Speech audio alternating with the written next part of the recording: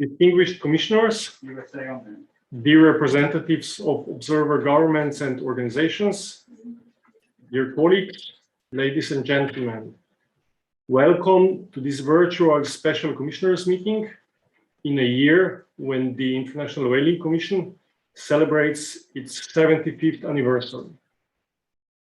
We are meeting under challenging and unusual circumstances, and I'm grateful for your willingness to meet virtually so that we can continue our work despite the pandemic, particularly on the time-critical items on our agenda over the next 2 days. Our vice chair most probably will not be with us the next 2 days, as there were unrests in Guinea just before he should have traveled to Morocco for joining this meeting.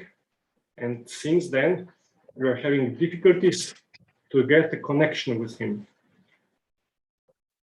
The world has been disrupted by the harrowing effects of the COVID-19 pandemic. I wish those suffering from COVID-19 a quick recovery and express my deepest condolences to those who had lost their loved ones.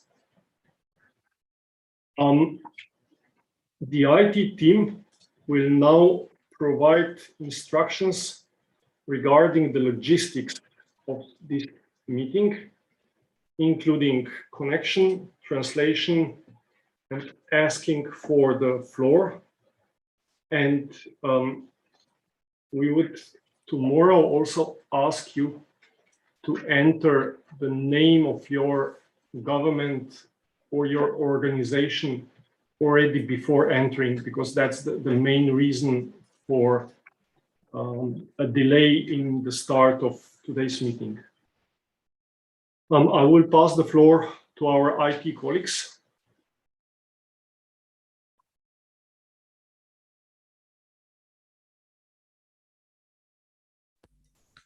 Thank you, Chair, and welcome everybody to the VSM 2021. It is really good to see you all, and I wish you a very successful meeting. Please read the Zoom guide on the screen in front of you and the procedures document, which will be pasted into the chat window, which includes specific Zoom links to help you with the application. Documents for this meeting are on the website of the IWC on the meeting page, and as they are discussed during the meeting, links directly to them will be pasted into the chat window to help you identify documents and open them as they're discussed. Interpretation into French and Spanish is available during this meeting, and this is selected by using the interpretation button at the bottom of your Zoom client. So please select this, choose your chosen language. Transcription is also available in English via the transcription button at the bottom. If you wish to speak during this meeting, please use the raise hand function. And depending on which Zoom client you are using, this will either be found under the participants button or the reactions button. And once you have raised your hand and made your intervention, please remember to lower your hand. Also, when you are in the meeting, please keep yourself muted at all times and only unmute yourself once you have been called to the floor to speak. Please then again mute yourself once you have finished your intervention. As the chair has just announced, it's very important that you rename yourselves so that we're able to identify you easily within the participants window. If you're having problems doing this, please contact the Zoom support through the chat window and they will be able to help you. If you have any specific technical queries, please contact the email address on the screen, itsupport@iwc.int, and any other queries, please direct those to the secretariat at iwc.int. Thank you very much for your attention. We're very much looking forward to seeing you all in person next year, and back to you, Chair. Thank you.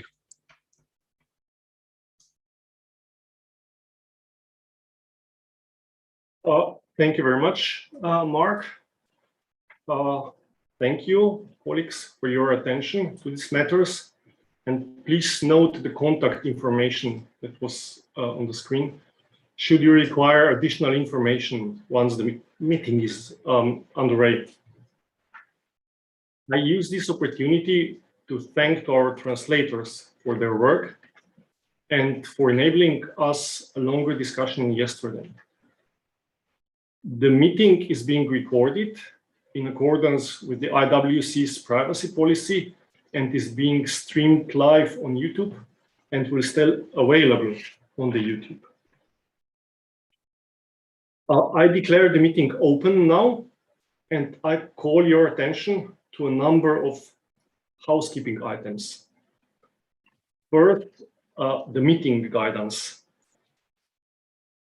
A document establishing the interpretation of the rules of procedure for a virtual meeting was circulated to all commissioners on 4th of June this year for review and a comment.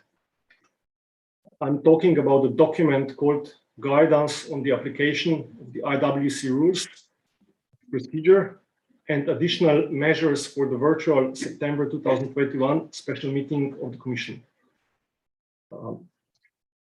No comments were received other than to endorse this guidance. So the guidance was posted on the website for this meeting on 9th of July in all 3 languages. It is there under the abbreviation VSM/2109/1.2/02. A quorum is necessary in order for the Commission to meet. This quorum is a minimum of 45 contracting governments to be connected to the call. Contracting governments can participate and constitute a quorum if their valid credentials have been received. The Credentials Committee, consisting of representatives of Morocco, New Zealand, and the Secretariat, have reviewed all documentation submitted for this meeting and have informed me that 60 credentials are in order. I thank the members of the Credentials Committee for their work done.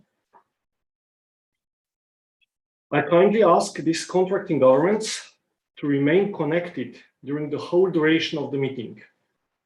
Please ensure you maintain your connection as a commissioner or have your alternate commissioner or a person you designated as an alternate speaker to be connected if you need to leave for a while. At the present time, there are 51 contracting parties connected to the Zoom, so the quorum is reached and we may begin our meeting.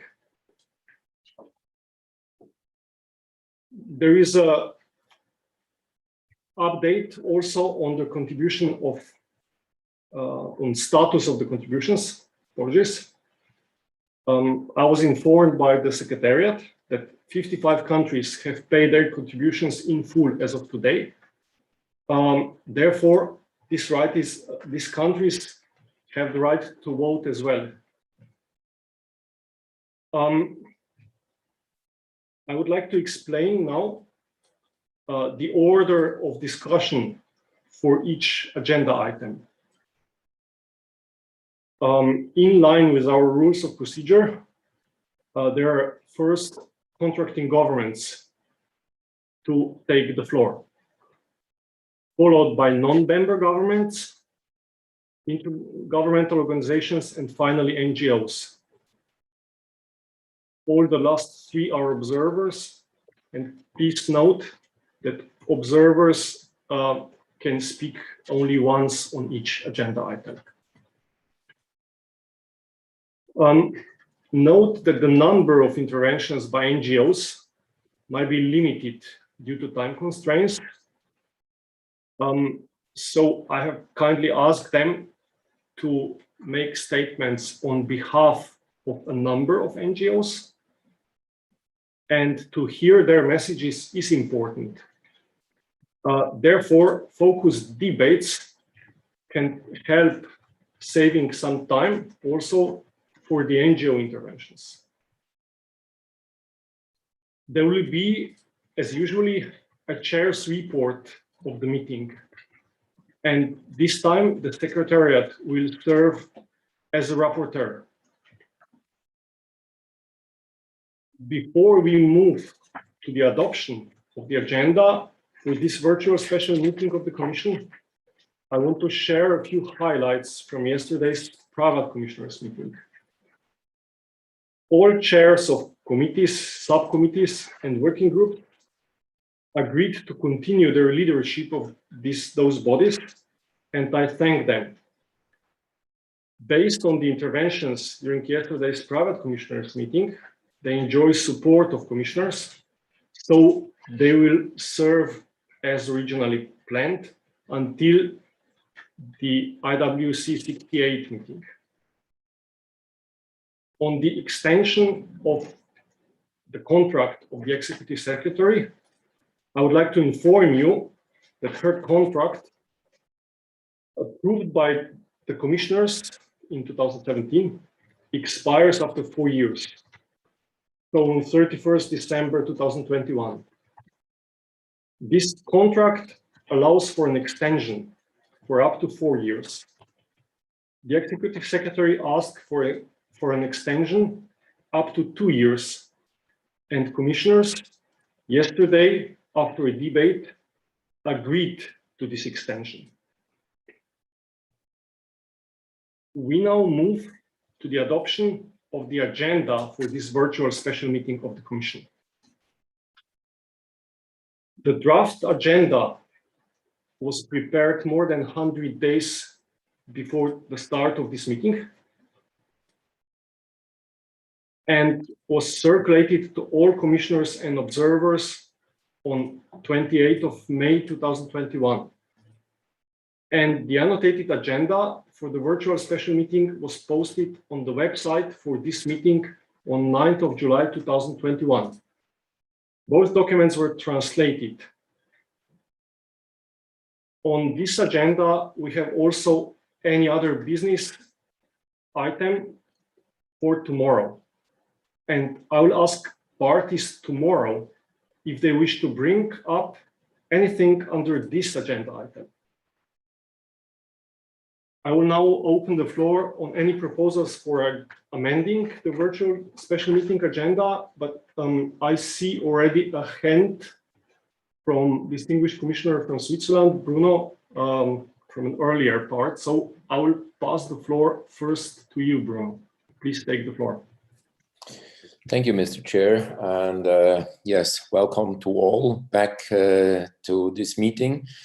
It's quite a while ago when we've seen each other, and it will take another year, which is sad. But on the other side, it's now just 1 year more that it will last.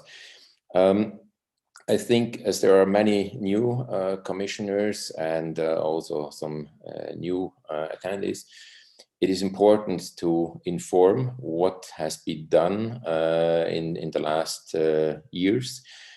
And yes, as the chair of the Aboriginal Subsistence Whaling Subcommittee, I would like to add something. The document is already available on the website and wasn't put on the agenda. So it would be towards the end of the 3rd day under 3.2.6. Would like to add the report from the Aboriginal Subsistence Whaling Subcommittee.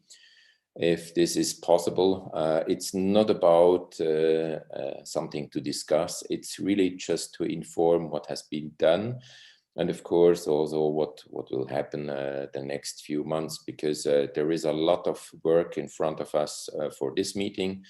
So I think next year there will be a lot of work again, not just around finances, but all the other important issues where the IWC has his responsibility. So if all could be supportive of this adding this point, that would be fine and nice, of course. So thank you for giving me the floor. Thank you, Mr. Chair. Thank you very much, Bruno. I see no other request for the floor, so I would suggest that as Bruno, the Commissioner from Switzerland, proposed, we put under the agenda item information on important matters from IWC subsidiary bodies, also the report from the Aboriginal Subsistence Whaling subcommittee. With this change, I will ask if there is any objection to the adoption of the agenda.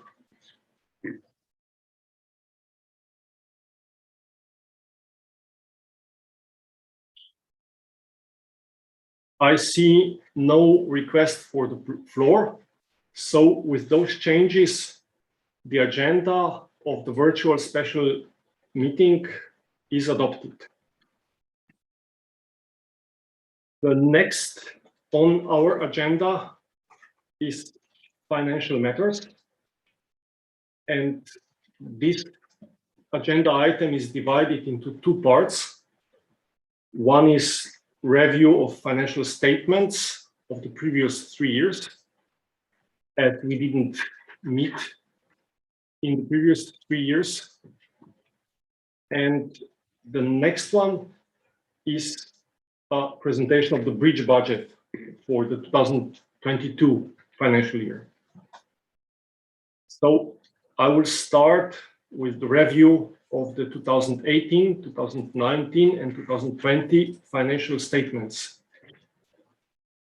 I first would like to note that these financial statements were provided to all the participants of the meeting on 9th of July 2021, and they are on the virtual special meeting website.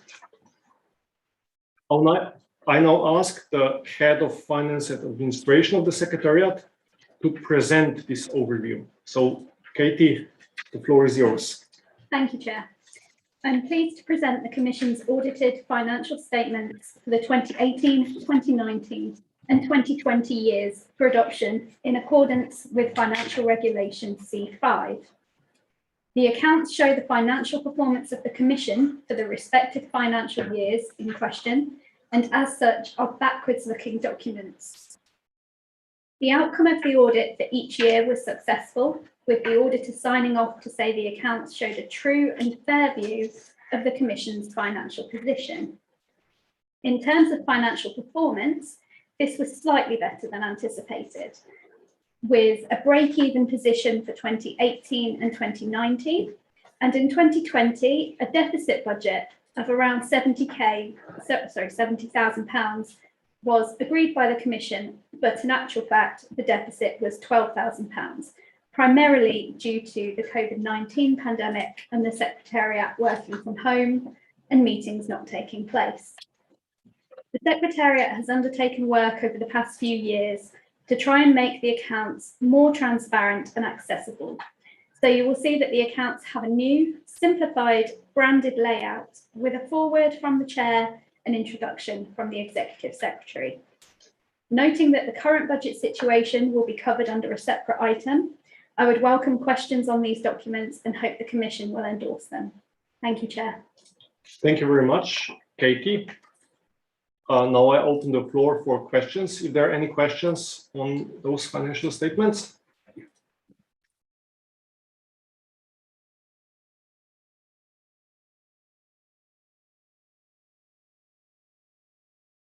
I see no request for the floor. So, I see a request for the floor from distinguished commissioner from Mexico. Lorenzo, please take the floor.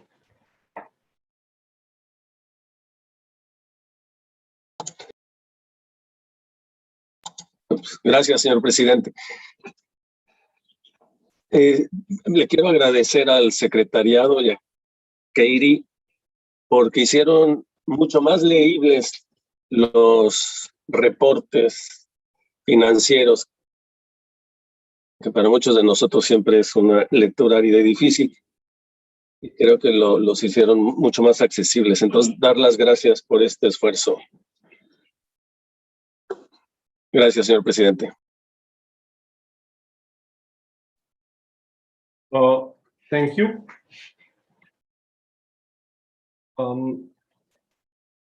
With no further questions, I would go to the adoption of the accounts for 2018, 2019, and 2020. Are there any objections to adopt those accounts?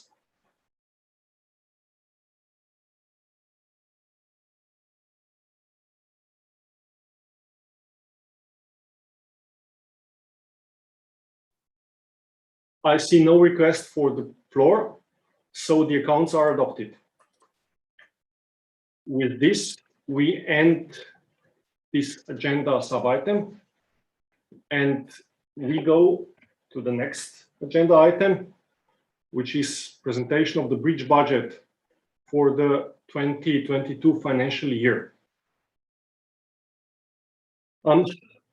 You all know that IWC budget is adopted for the 2-year period between biennial commission meetings.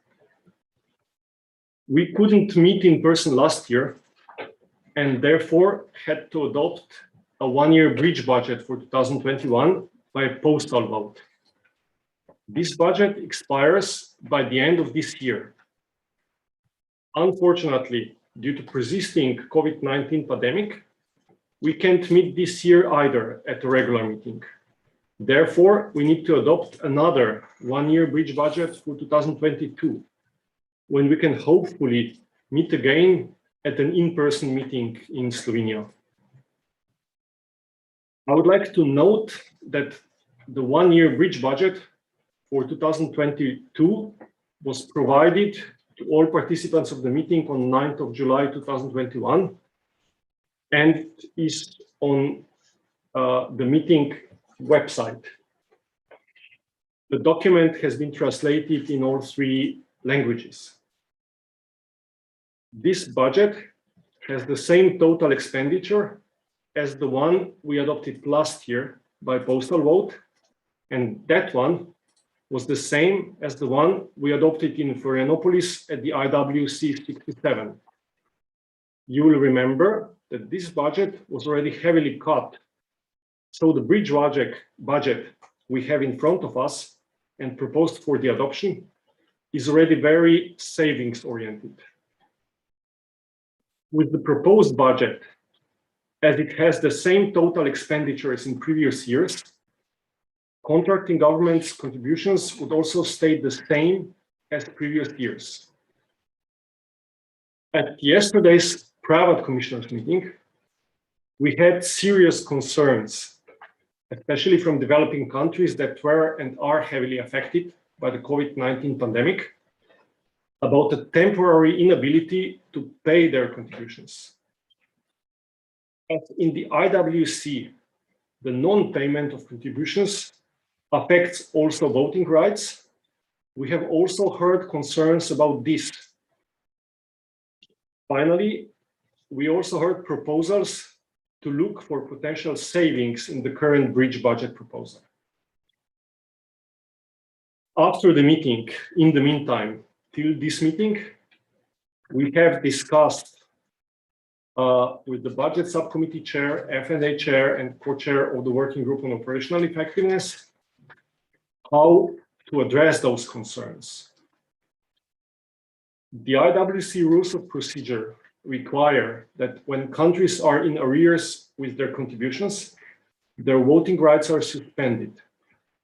Any change to this rule of procedure will require a thorough discussion process.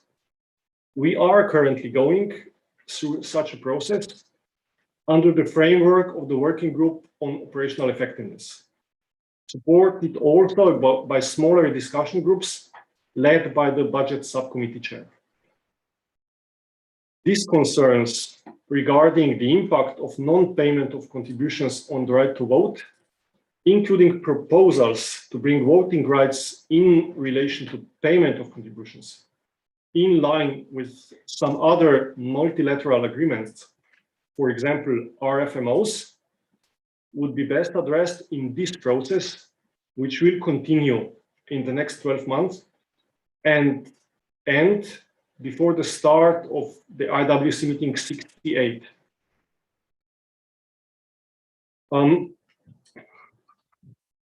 The Commission would today ask the working group to take this work on board, as this is not the part of the ongoing process.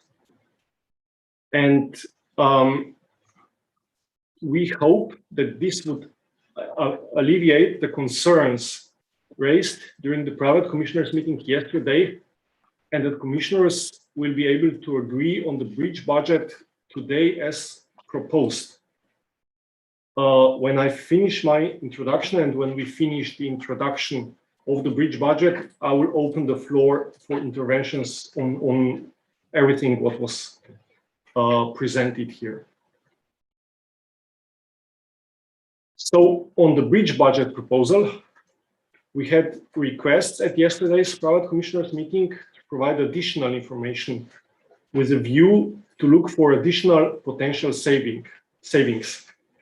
This document has been prepared this morning by the Secretariat and the Budget Subcommittee. Thank you, and distributed to you.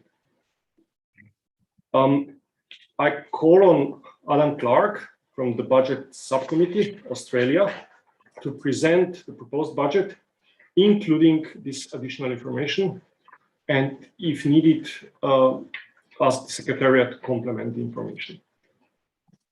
So Adam, please, the floor is yours. Great, thank you very much, Chair.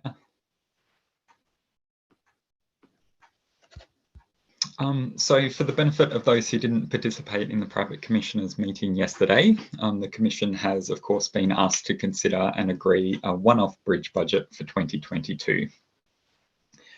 The adoption of a bridge budget at this meeting is critical. The Commission's current budget was agreed by postal vote last year and already includes significant and difficult savings that were originally agreed at Florianopolis, as you just noted, Chair. The current budget only runs until the end of 2021, so with further postponement of IWC 68 till October next year, we now need to agree another one-year budget to bridge the gap until we can hopefully meet again in person. We understand COVID has raised significant and unprecedented financial challenges for many countries. So the bridge budget has been prepared on the assumption that those existing major savings remain locked in. There will be no increases in member contributions in 2022, and there will be no new work programs funded. The budget presents only expenses that are essential for 2022, such as Secretariat salaries and running costs, the costs of hosting the Scientific Committee meeting and IWC 68, and an already reduced and modest scientific research budget to allow the Scientific Committee to continue to provide critical advice to the Commission. As has also been mentioned, the bridge budget utilises one-off savings from the past 18 months, such as from the delayed in-person meetings and the Secretariat working from home full-time, to help balance the 2022 budget and make sure contributions do not have to increase next year.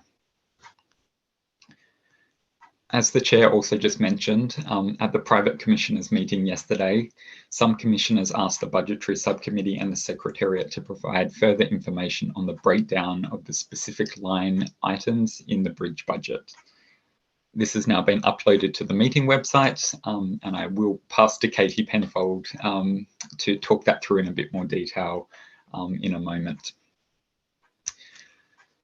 I encourage parties to keep in mind that during the next session of this meeting, so the third session tomorrow, the Budgetary Subcommittee will provide a more detailed update on the broader range of budget discussions underway that will be brought to the Commission for discussion and decision at IWC 68. We will provide an information update on the Budgetary Subcommittee's efforts to develop a proposal for balancing future budgets. And we will talk members through the proposed budget reform strategy, which proposes some important principles to improve the Commission's long-term financial management and make engagement easier for members. We would like to thank commissioners and observers for their input into these processes.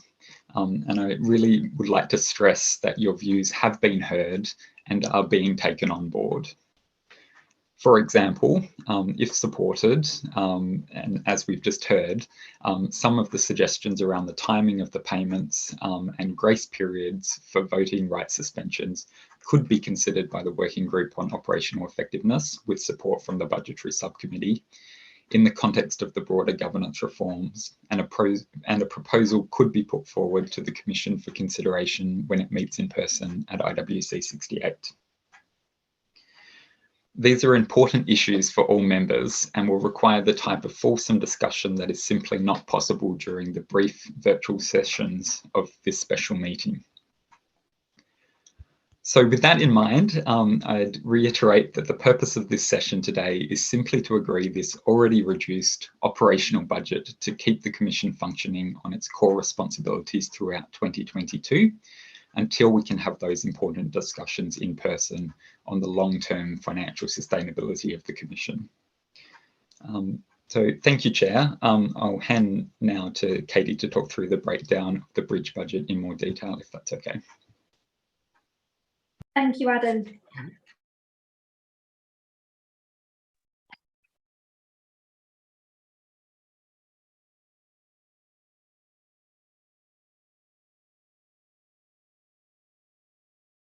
Can you do it?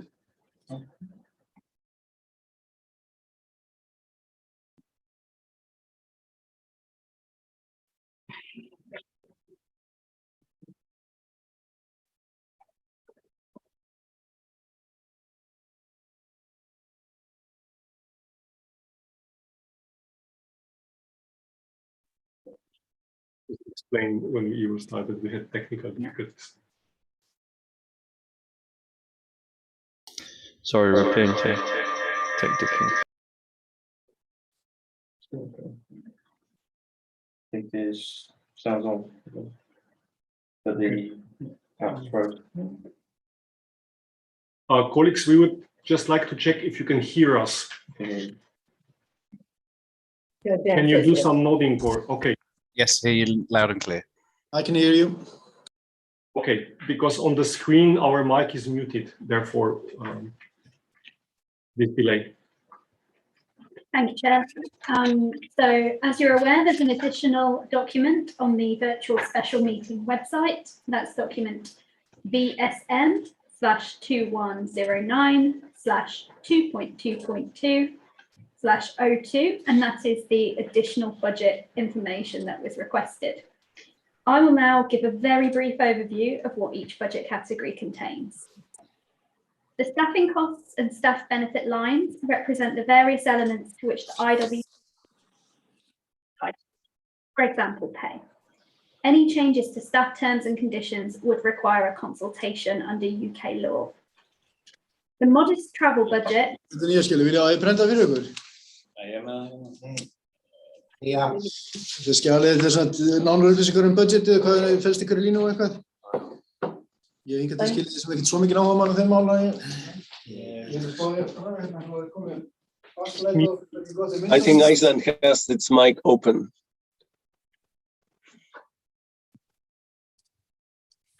Thank you. The modest travel budget covers the basic costs of hosting an in-person meeting for the Bureau and for limited representation in other international fora, along with associated travel insurances.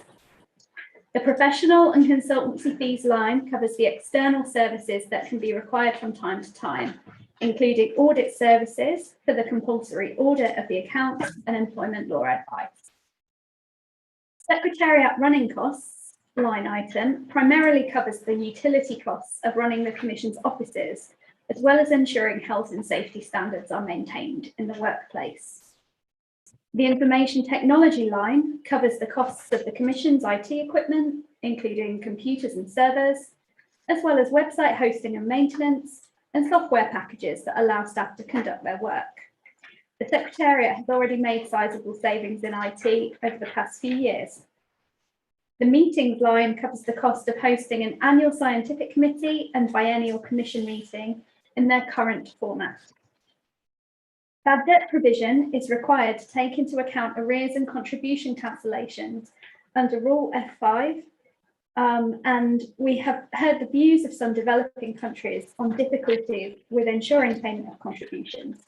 Therefore, as arrears will likely remain high, this provision must also be high. Finally, the Scientific Committee research budget covers the cost of providing critical scientific advice to the Commission. This budget line already received a substantial reduction of 28% at the 28th meeting.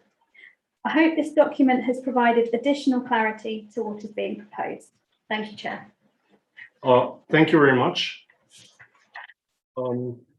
Thank you, Secretariat. Thank you, Adam, and also thanks to Paula Perret and the whole Australian team for leading this work now already for the 3 years of the intersessional periods. Now I will open the floor for interventions or questions. First, to commissioners, so representatives of contracting governments. I see a request for the floor from Mexico.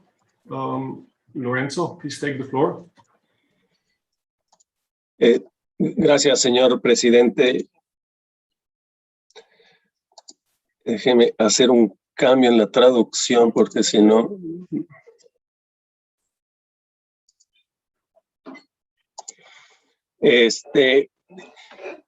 Igual que lo hizo usted, señor presidente, agradecerle a Australia y al secretariado el gran trabajo que han hecho y subrayar algo que usted ya mencionó y que mencionó el delegado de Australia, Adam, y es subrayar que este presupuesto puente ya está basado en un presupuesto de prórroga reducido que se acordó por voto postal el año pasado y que tiene por objeto llevarnos funcionalmente a la comisión y específicamente a los comités como el científico a seguir funcionando hasta el año que viene, en lo que podremos mantener discusiones, conversaciones, ideas presupuestarias de fondo más a largo plazo.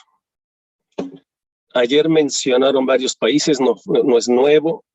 En otra reunión ya habíamos hablado del tema de cómo llevar a cabo las reuniones, buscando cambios en el proceso de suspensión de derechos de votos como parte de las reformas que están haciendo. Ayer habíamos mencionado que se puede formar un grupo y ya estaba ahí, no fui claro, pero ya tenemos el grupo de operación, ¿cómo se llama? Operational Effectiveness, perdón, ya se me fue el nombre en español, pero que este grupo podría integrar esta idea que se mencionó, repito, en otras reuniones de ayer, de llevar a cabo posibles cambios en el proceso de suspensión de derechos de voto, como parte de esta reforma de gobernanza y de debates que estamos llevando a cabo. Desde luego, no es el foro apropiado para tener estas discusiones más detalladas sobre el presupuesto, sería imposible, ya que solo se pretende en este momento facilitar lo que son los asuntos esenciales y el funcionamiento de la CBI, por razones que todo el mundo sabemos, pero que lo podemos llevar hasta el año que entra, con los mejores deseos de que sea una reunión en persona.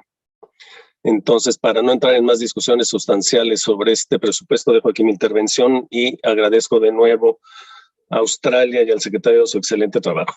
Gracias, señor presidente.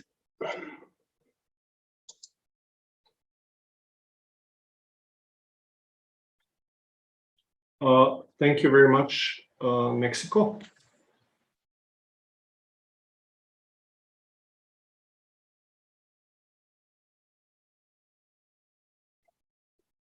I see no other request for the floor from governments.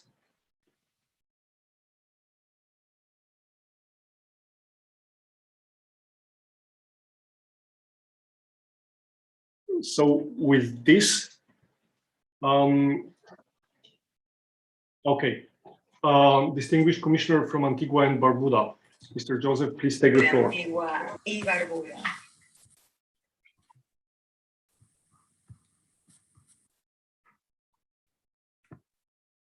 Señor Joseph. You're muted. Yes, I'm sorry, I was muted.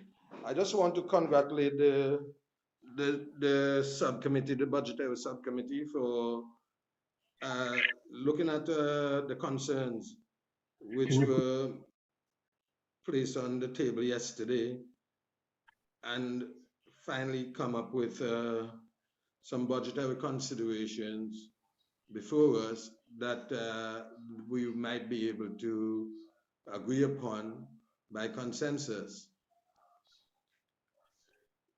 One of the concerns that I have, and perhaps many developing countries shared yesterday, is that the unprecedented socioeconomic situations that we are facing worldwide, which is more acute in developing country, is dictating exactly how we can responsibly agree to not only our national budgets for domestic purposes, but for our budgetary international commitments. I believe that we need to go a little bit further. Our concern, as that was expressed yesterday, both by the distinguished representative of Costa Rica and, of course, Antigua and Barbuda, and many other countries that are represented here, Mr. Chair, is the grave position that we are in, not being able to meet our contributions, but being denied our right to participate and vote in any business of the authority. This is a critical and urgent situation that cannot be left to the Operational Effectiveness Working Group. We as commissioners are obligated to make immediate remedies to this solution. The question is how this matter is being treated in other international organizations. And according to the rules, even at the United Nations, is that the Assembly, the General Assembly, have a right to waiver the rules of voting when contributions are in arrears if there are exceptional circumstances. The UN was very specific in that because, as you are aware, the 2030 Sustainable Goals clearly state that no one should be left behind. Your financial situation should not preclude you from being involved in the decision-making process in any international organization when the reason for your financial situation have nothing to do with your own doing.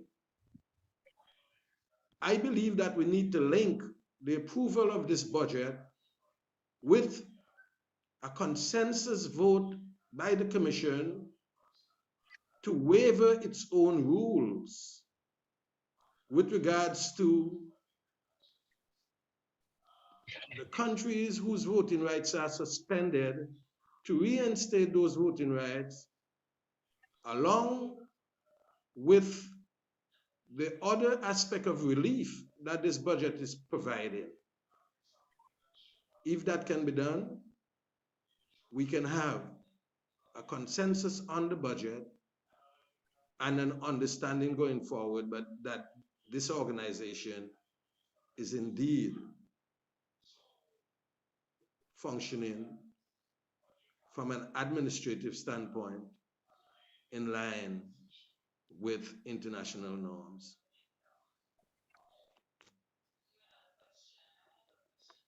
Thank you. Thank you very much. Please, distinguished commissioner from Costa Rica, please take the floor. Muchas gracias, señor presidente, y muchas gracias a la Secretaría por el documento que envió. Entiendo o entendemos perfectamente la preocupación del comisionado de Antigua y Barbuda respecto a la votación y a la situación crítica en la que nos tiene la pandemia del COVID-19 a muchos países. Sin embargo, también concuerdo con lo señalado por el comisionado de México de que el grupo de efectividad puede ser el espacio adecuado para analizar esa preocupación válida del comisionado de Antigua y Barbuda sobre votación y derecho a voto. Al fin y al cabo, los informes y recomendaciones del grupo de efectividad van a ser aprobados por el foro de comisionados. Entonces, me parece que ese es el camino correcto a seguir para analizar las preocupaciones que tenemos. En general, Costa Rica se encuentra en posición de aprobar este presupuesto puente. Muchas gracias.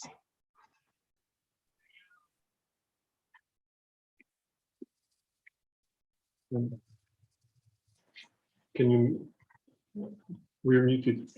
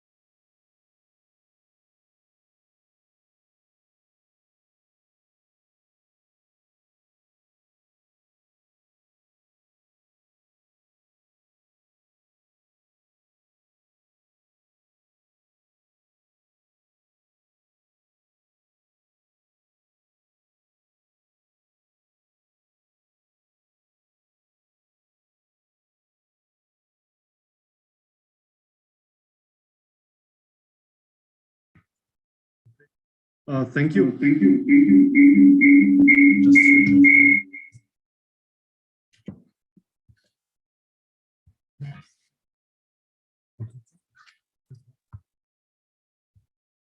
off Okay.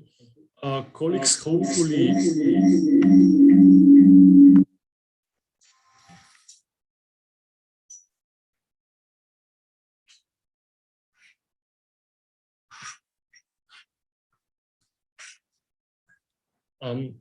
Can you hear us? Yes, Andre, we can hear you. Okay, apologies, we are having some technical challenges here.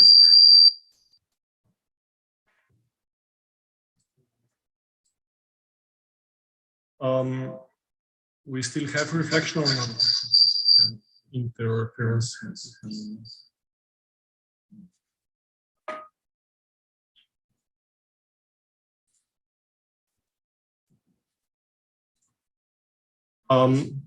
Are we now without interference? Okay. Yes, that's better. Sorry, the Netherlands, please take the floor, and I hope we can hear you. Hello, can you hear me? Yes, excellent. All right. We would just like to express our thanks to the Budgetary Subcommittee and especially Australia for not only taking on this difficult task, but also for guiding us through a diligent and clear process. We feel the document clarifies the difficult financial situation we are facing as an organization, especially during a pandemic, but also without these extreme circumstances. Discussions on procedural aspects might be reasonable in the light of the working group on operational effectiveness, but we feel those discussions will have to take place next year, as this meeting doesn't allow for that in-depth discussion that is needed for those changes. For now, we would really like to support the suggested bridge budget proposal, and also noting that this is based on a scaled back rollover budget, which was agreed last year. And we really stress the need to agree on this budget now to be able to proceed as a commission. Thank you. Thank you very much, the Netherlands. The next on my list is Distinguished Commissioner from Australia. So Nick, please take the floor. Thank you, Chair, and good morning, good evening, good night to all the distinguished delegates around the world. It's a pleasure that we were able to gather virtually, and our thanks go to the Secretariat and the hardworking IT team that are keeping all of this running. I wanted to just reflect and pass on my thanks to the earlier comments from the distinguished commissioners from Antigua and Barbuda, and in particular, and Costa Rica, and to reflect around Davin Joseph's suggestion of the parallels and the important linkages between the discussion on this budget approval and the issue, the important issue around suspended voting rights. I wonder if a way forward may be, Chair, that we can agree for the Commission to instruct the co-chairs of the Operational Effectiveness Working Group to explicitly consider this proposition of bringing forward to the Commission at IWC 68 a paper that can be developed with major input from all interested parties on the question of the relationship between financial status and voting rights. There's clearly work to be done in understanding how other organizations are dealing with this.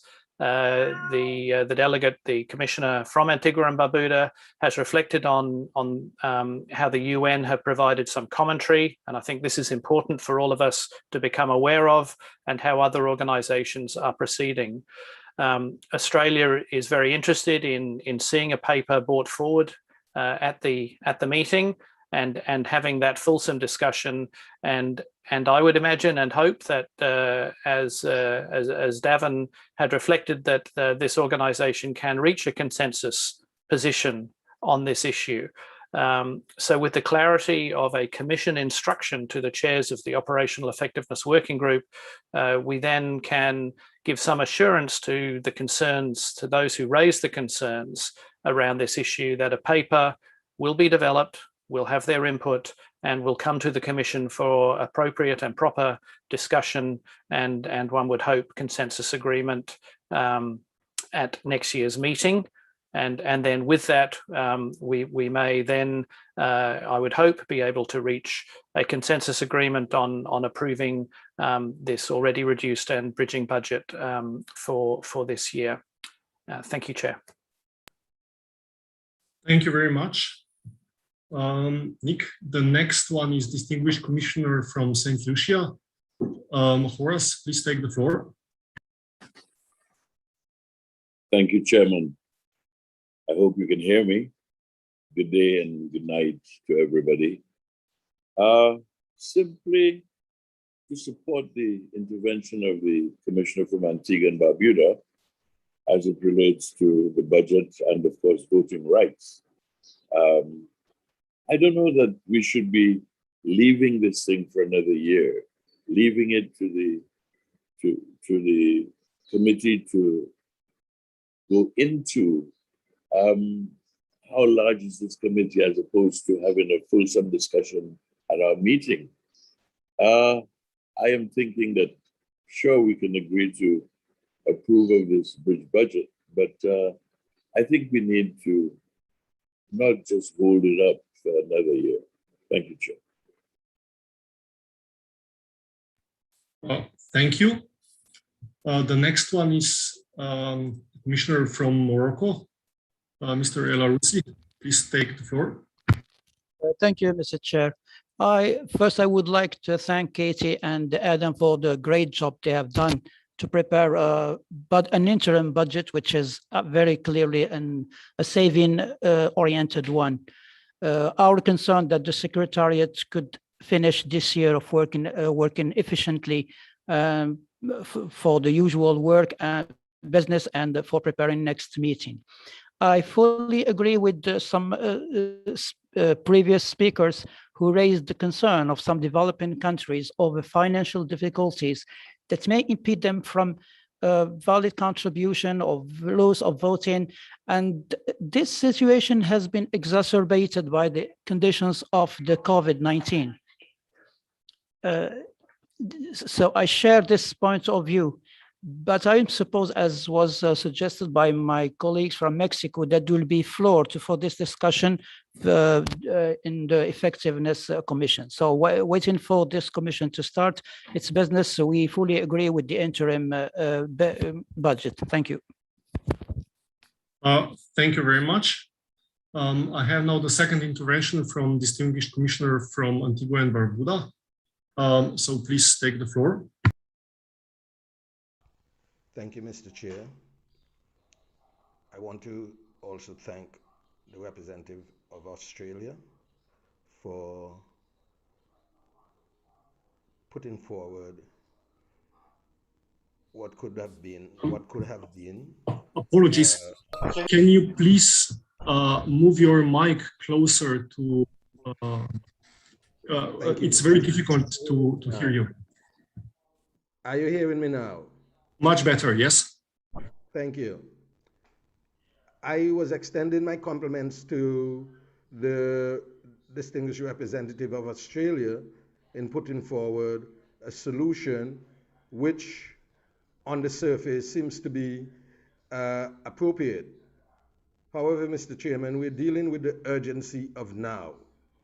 We're dealing with a situation that is before us, and as the distinguished representative of St. Lucia have mentioned, it is not something that can go to a committee.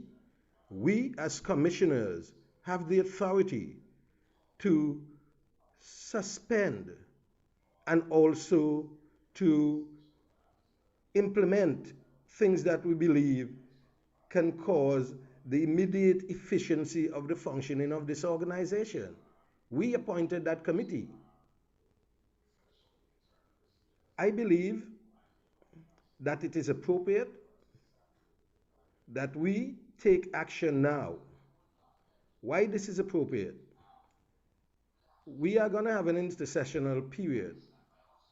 The last intersessional period we had at least 4 issues that were subjected to voting. Some of us were not able to participate because we had no voting rights. So is it going to be business as usual until our next IWC meeting? Or is it going to be an IWC that is responding like other organizations to the crisis, the international crisis of the pandemic that is facing us all? Are we going to say, oh, forget the developing countries? We have been forgotten with regards to vaccination. We have been forgotten with regards to our debt repayment commitments. And you're saying that we must be forgotten for 2 years or even for another year in participating in a democratic way in this organization? Is this the message we want to send to the international community at this time? Where is the humanity in this organization? Where are we going as a people? We need to wake up because events are waking us up. A simple matter of this nature, and members here trying to use the same old strategy of delay. It is the urgency of now. And Antigua and Barbuda cannot agree to any budgetary arrangements until when our right to vote and other people's right to vote is reinstated under emergency matters, emergency circumstances. We owe this to the international communities. Every single commissioner here owe it to our individual countries. We all are suffering. Everything has been disrupted. Mental health have been disrupted. And we're sitting here with our head in the sand, the preferable head in the sand, and saying, let us kick that can down the road and forget the plight of poor developing countries. My conscience cannot let me support this budget unless we can have, with this budget, a simple waiver of the rules so that voting rights can be reinstated for all. Thank you, Mr. Chairman. Thank you very much. My apologies to New Zealand. The hand there was a bit different. And colleagues, I would kindly ask you to focus our debate on the matters that are on our table. So, New Zealand, Commissioner, please take the floor. Tēnā koutou, greetings from New Zealand. Thank you, Chair, and thank you and the Secretariat, and particularly the Budgetary Subcommittee for all your work in preparing and hosting this meeting. I acknowledge this virtual special meeting is in response to the pandemic, and it is by necessity focused on a limited agenda to take us through to IWC 68. We look forward very much to that meeting, IWC 68, when we can get back to that full range of discussions. But in the moment, it's urgent that we look at what needs to happen to keep the Commission afloat. We recognise the seriousness of the financial situation, and we thank the Bureau and the Budgetary Subcommittee for all its work in exploring options.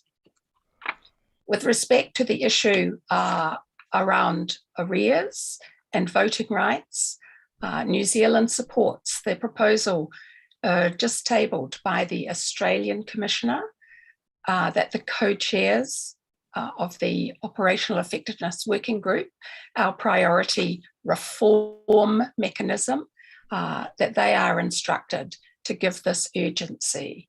I do not believe it is business as usual.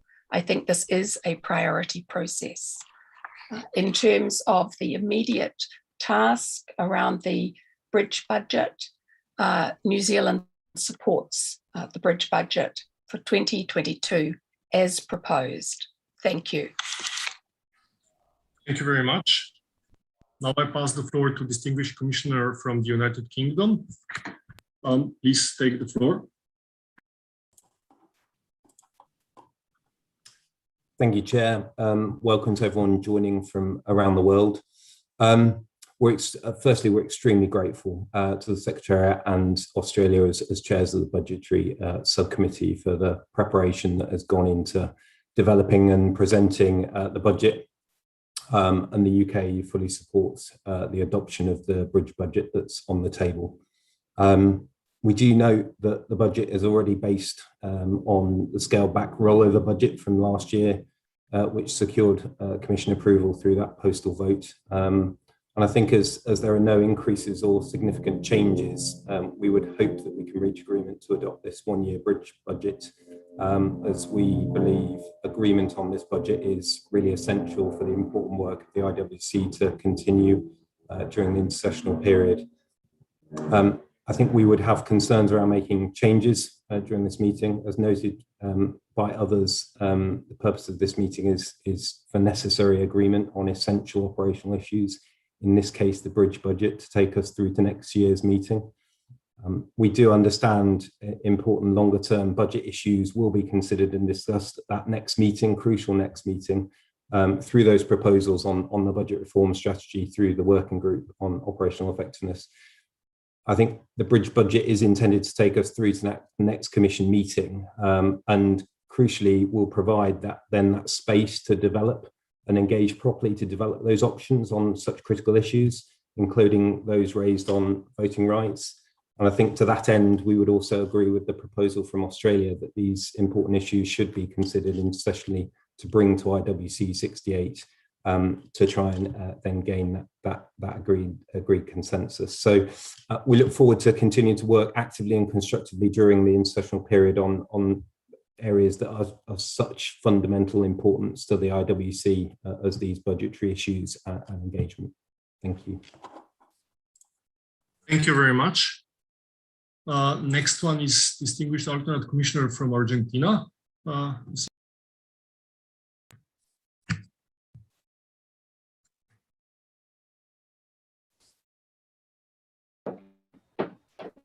Muchas gracias, señor presidente. Buenos días, buenas tardes, colegas. Queremos en esta oportunidad agradecer en particular al subcomité presupuestario, a Australia y a la Secretaría por el arduo trabajo realizado con respecto a las dificultades financieras que están atravesando varios países en vías de desarrollo.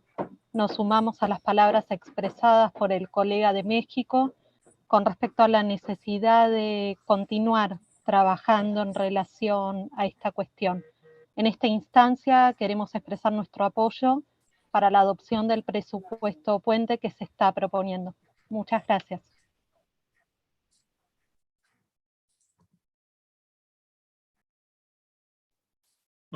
Thank you very much.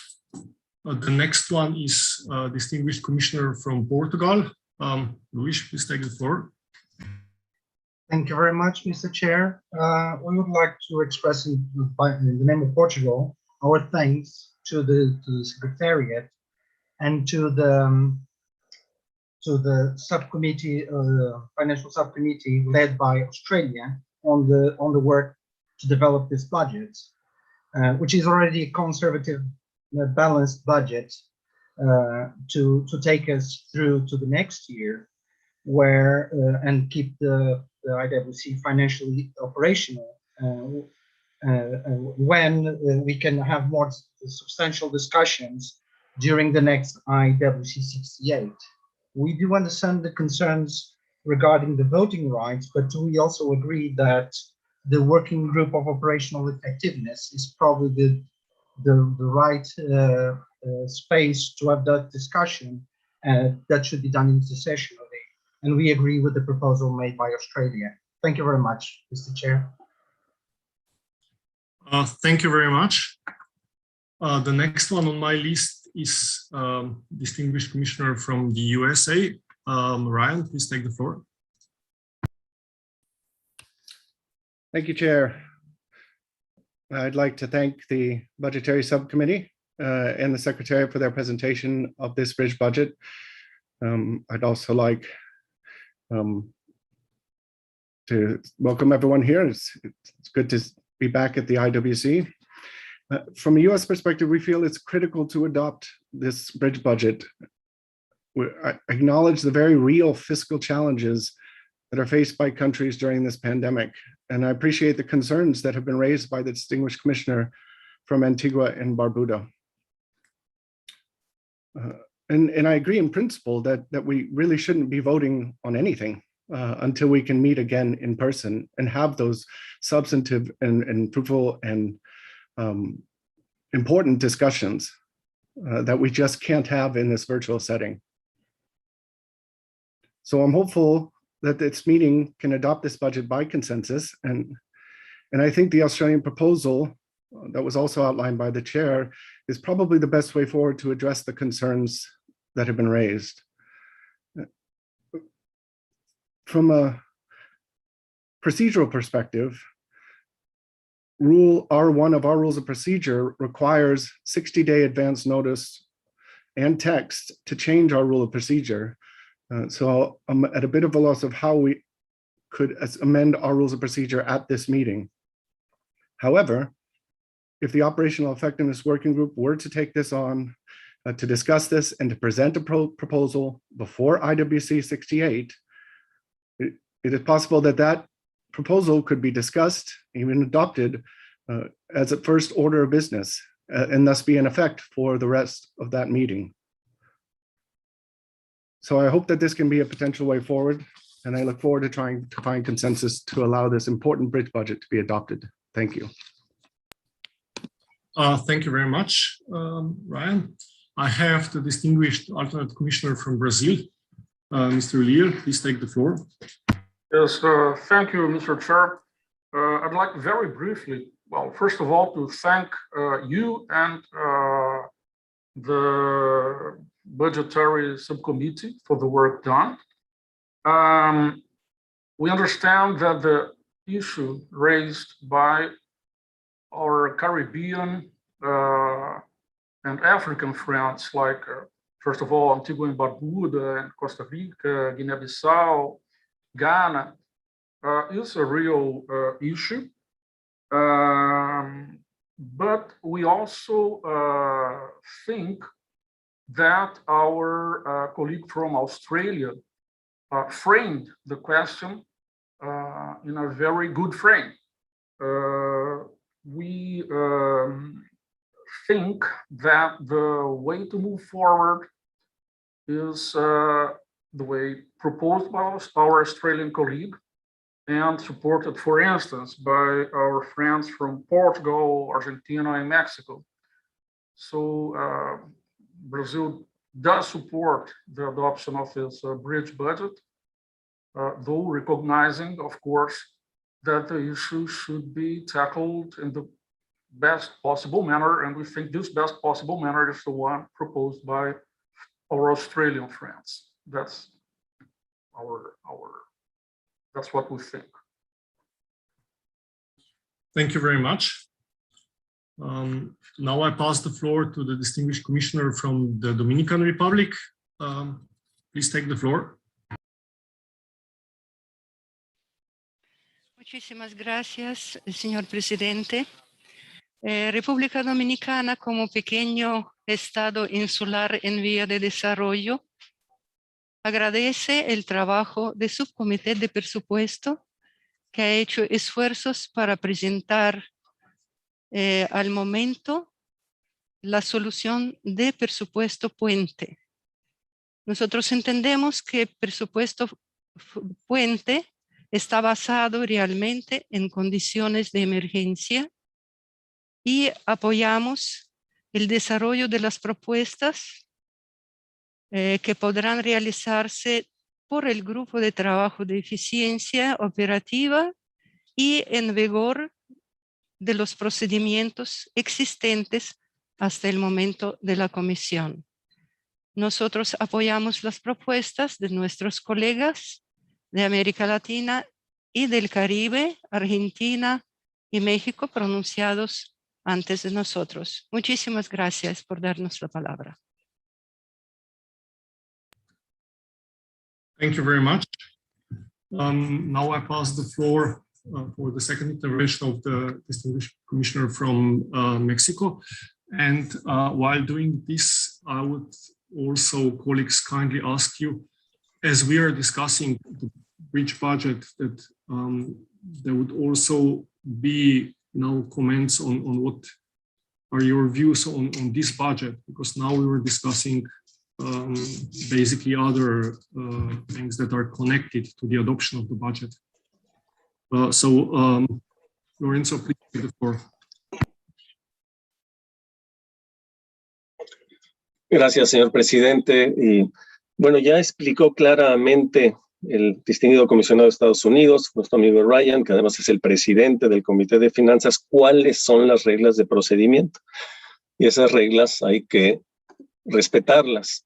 Por otro lado, en relación a lo que dice también el buen amigo David, y que ya dijimos que todos estamos de acuerdo en revisar este punto, lo de Naciones Unidas no es tan claro como en el ejemplo que nos pone. Por ejemplo, el 13 de agosto de este año, de 2021, o sea, hace unas semanas, Naciones Unidas sacó una circular con base en el artículo 19 de la Carta de los Estados Miembros, señalando qué países podían perder su derecho a voto por estar retrasados en sus contribuciones 2 años. Entonces hay ciertas reglas y no quiere decir que todos los organismos internacionales decidieron unánimemente, excepto la Comisión Ballenera, dejar a un lado estos derechos, que los compartimos, los apoyamos, los señalamos en nuestra intervención. Me gustó mucho una propuesta mucho más hecha que hizo Australia, con Nick Gales. Entonces apoyamos esta propuesta una vez más y nada más quería señalar estos 2 puntos. Gracias, señor presidente.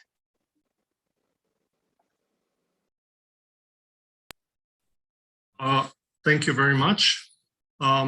Next one is the distinguished commissioner from Russia. Please take the floor. Thank you, Mr. Chair. Thank you for giving me the floor. And of course, it was very important for us to have yesterday discussion for many hours. And of course, I listened very carefully, proposal from Australia and of course, proposal from USA, from Ryan.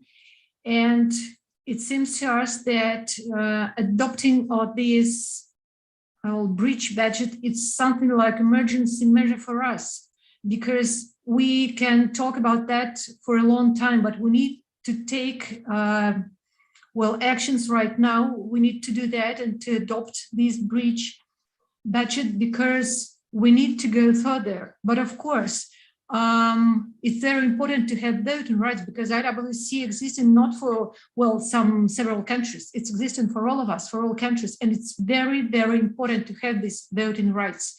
We need to find a consensus. We need to discuss it and to go forward. So we'd like to support adopting bridge budget, but of course, taking into account and discussing voting rights and some measures how we can, what can we do in this very difficult pandemic situation and how we can help our developing countries. Thank you.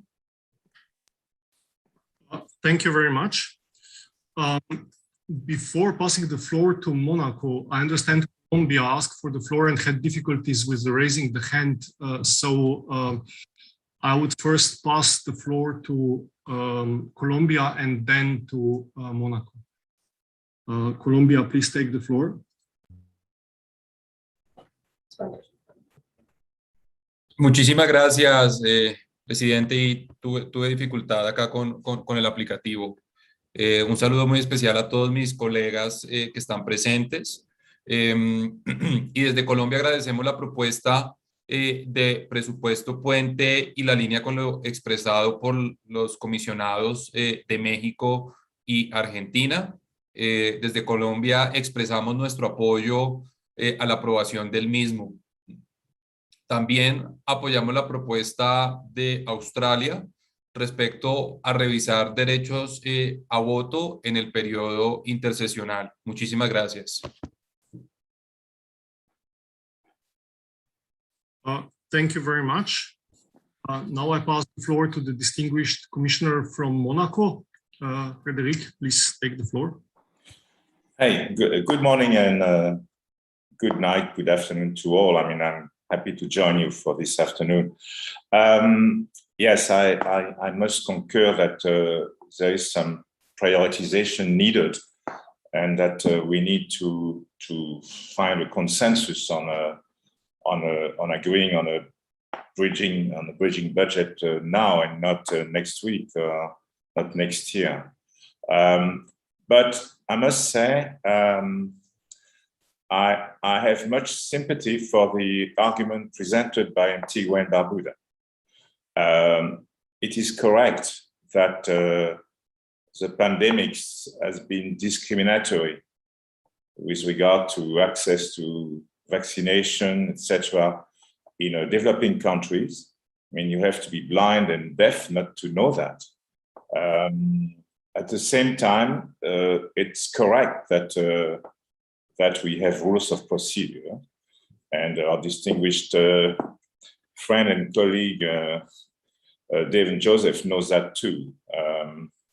So, all things considered, I think we must express our concern for this discrimination, but and urge to find a path towards a speedy resolution to this along the line suggested by Nick from Australia. I mean, I think this is a safer ground because I'm afraid we would open the dam and the Pandora box if we suddenly disregard our own rules of procedure. But we should resolve this by next year. And have a healthy situation and resolution based on analysis of what's done elsewhere on this. Now, this being said, I mean, I salute the work, the recommendation of the budgetary subcommittees, of course, to make reasonable savings, but in my opinion, these suggestions are not enough. And I've made the point in past years that innovative thinking was required to increase revenue. I hope that next year we'll provide a forum, healthy forum, to review such suggestions and such ideas, which are still lacking. I don't see that.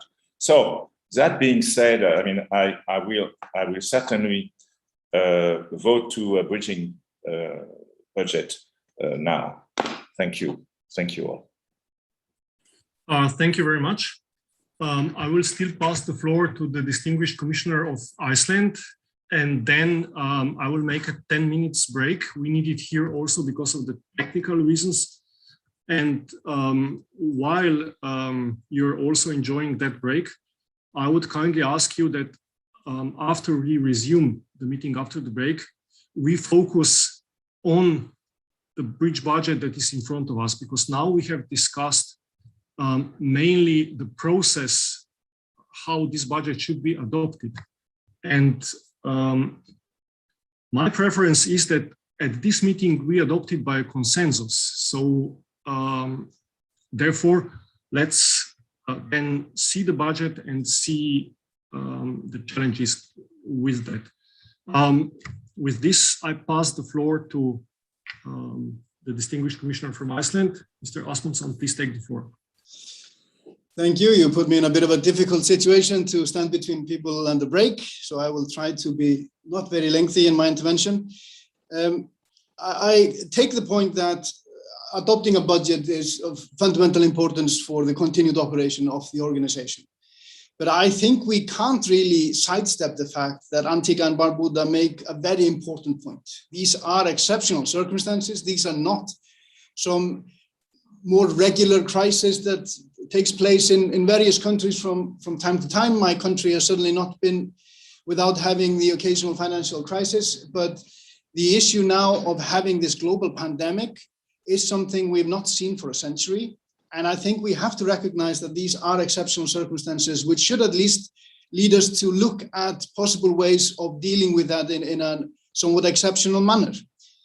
And I think we have to consider very carefully what we can do. I take the point that the US makes reasonable point regarding the rules of procedure. We are not in favor of sort of sidestepping the rules of procedure willy-nilly, but again, these are exceptional circumstances, so I think it's worthwhile to look at what can be done and point to the fact that what we would be looking at is not only for this meeting, but for the intersessional period. I think the point made by Antigua and Barbuda in that context is also very relevant. We might well find ourselves in a situation where some decisions will be made through a written procedure intersessionally. I do not agree with the point that this would be somehow opening a Pandora's box. I think it's obvious that these are very exceptional circumstances, which hopefully none of us will live to see a situation comparable in the near future. And if we ensure that this is a time-limited thing that we would be agreeing to as an exceptional measure, I don't think that would necessarily be problematic.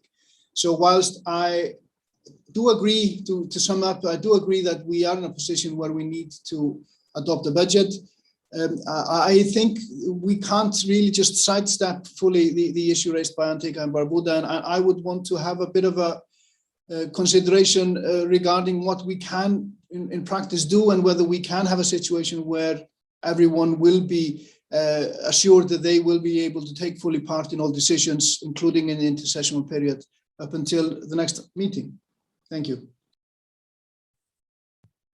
Thank you very much. I think you made your job well. Now we can have a break, 10 minutes break.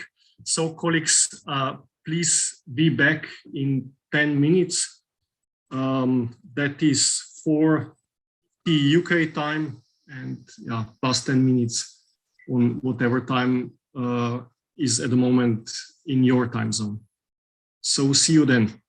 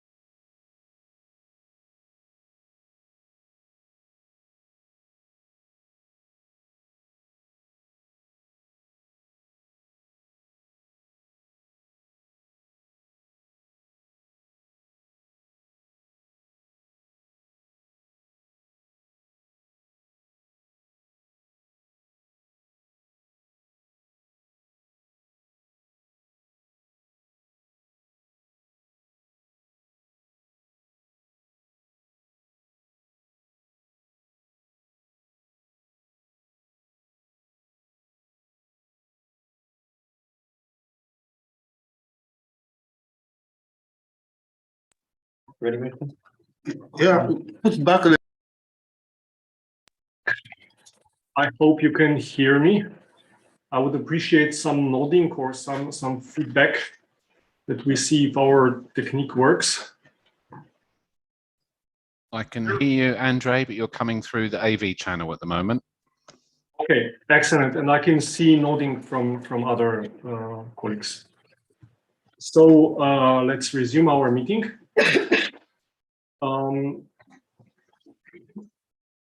Before going to pass the floor for the intervention, before passing the floor for the interventions of observers, I would still open the floor for the interventions of contracting governments, especially interventions on the substance of the breach budget, which I hope can be adopted by a consensus.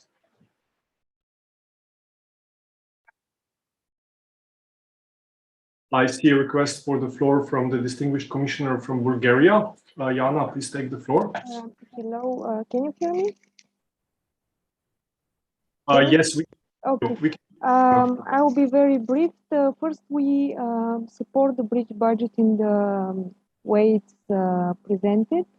And our second remark is that we also support within the intersessional period to be revised the voting rights and the rules of procedure, at least on budget matters on our countries, because we understand the concerns that were given by our colleagues. Thank you. Thank you very much. So I understand no concerns with the proposed budget. I pass the floor to distinguished commissioner from Chile. Mr. Anibal, please take the floor. Muchas gracias, señor presidente. Chile apoya desde luego calurosamente la propuesta del presupuesto puente, porque entendemos que ha sido elaborado sobre bases muy sólidas y muy bien fundamentadas, dadas las circunstancias. En el mismo sentido, me sumo también a otros países del grupo latinoamericano que han expresado su conformidad con el presupuesto puente. Y por otra parte, nos gustaría que el tema de la suspensión de los derechos a voto por estas razones sean tratados de manera muy cuidadosa en los periodos intersesionales. Muchas gracias, señor presidente.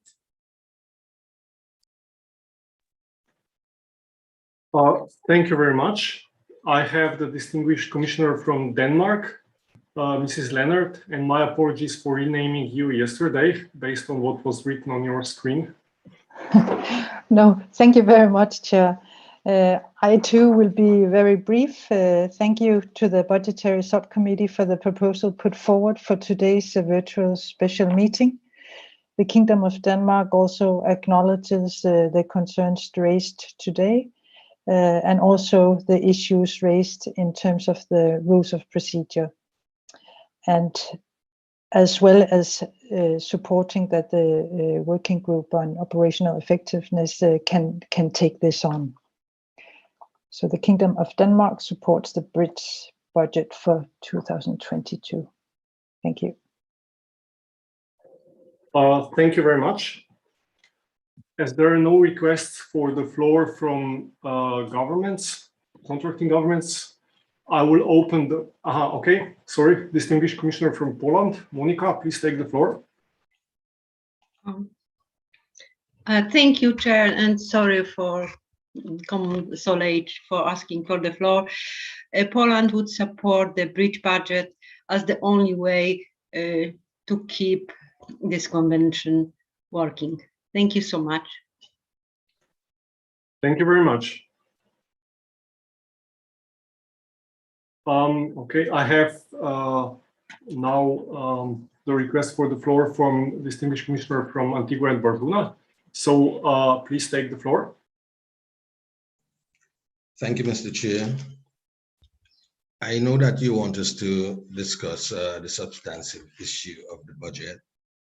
And as I said before, I have no problem with the substantive issues of the budget.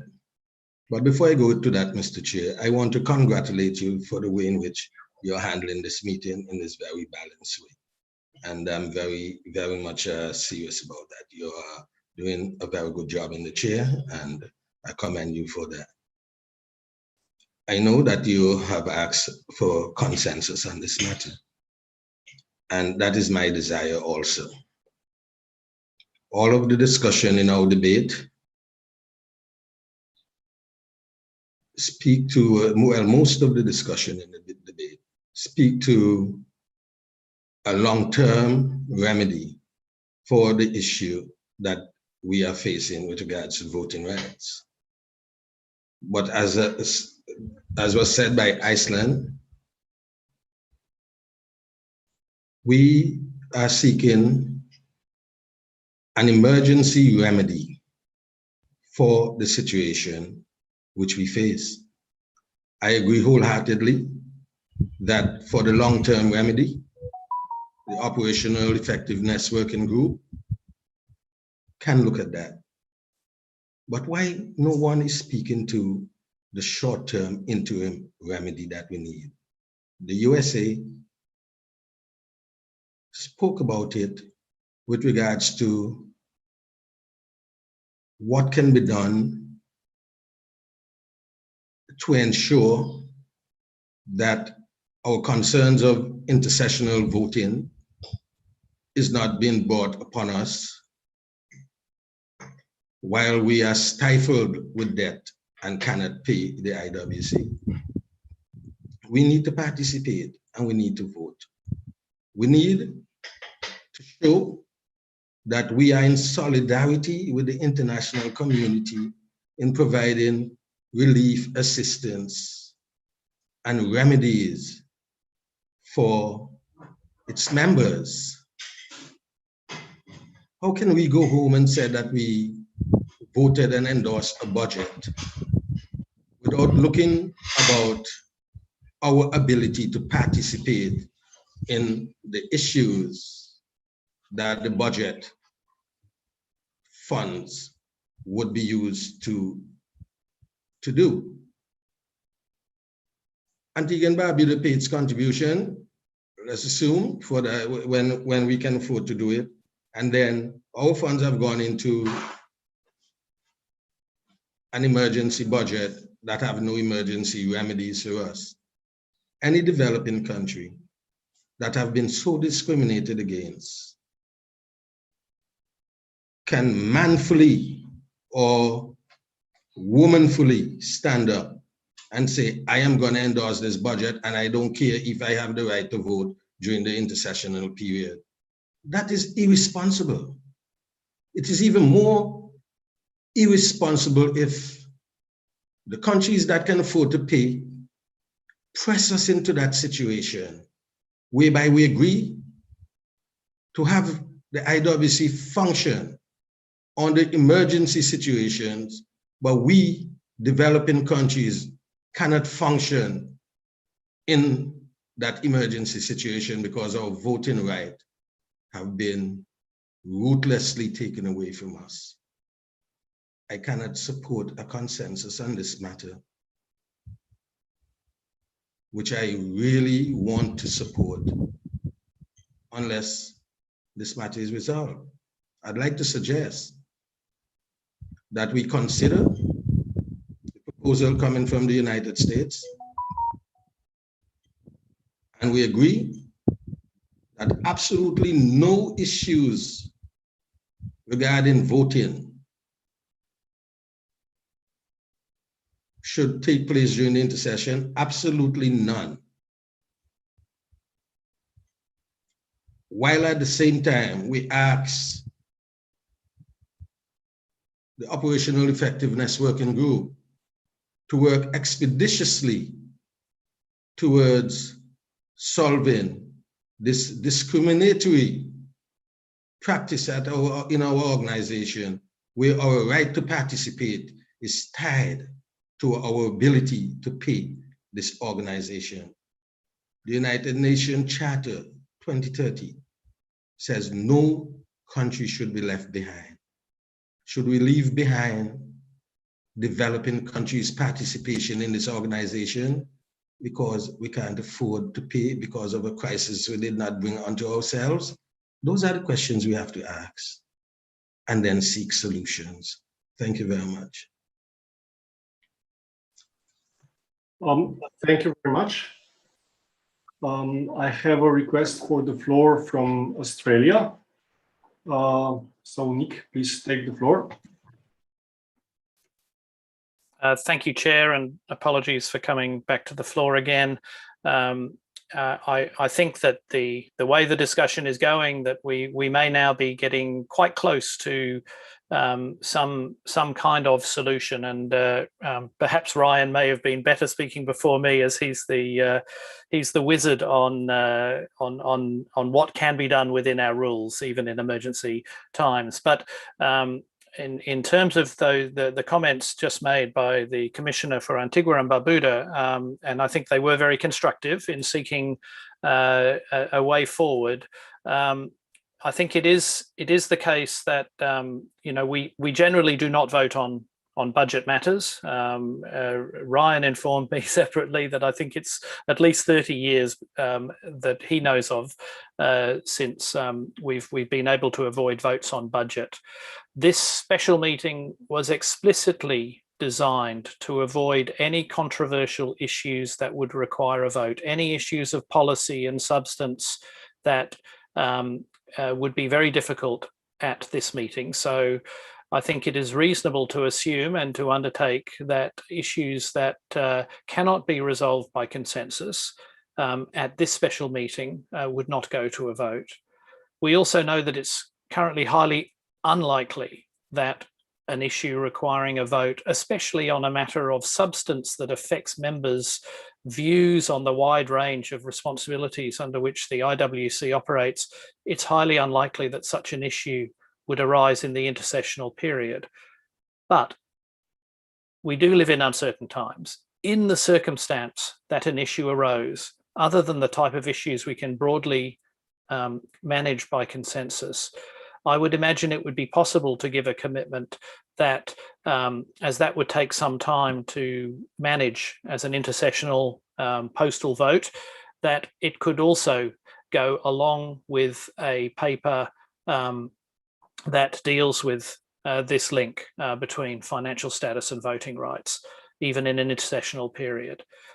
in the much more likely scenario that no issues arise before IWC 68 that require members to vote, then I go back and reiterate that initial proposal that as a first order of business, the paper is developed by the Operational Effectiveness Working Group and can be considered before the Commission moves on to other matters that that may end up requiring a vote from the floor. So I suspect we're closing in on something of a reasonable position that satisfies the very real concerns raised by our friend from Antigua and Barbuda and others, and that can be done within the rules and reflects moving quickly in an agile manner to reflect the urgency of this emergency and how it does very really disproportionately affect our membership.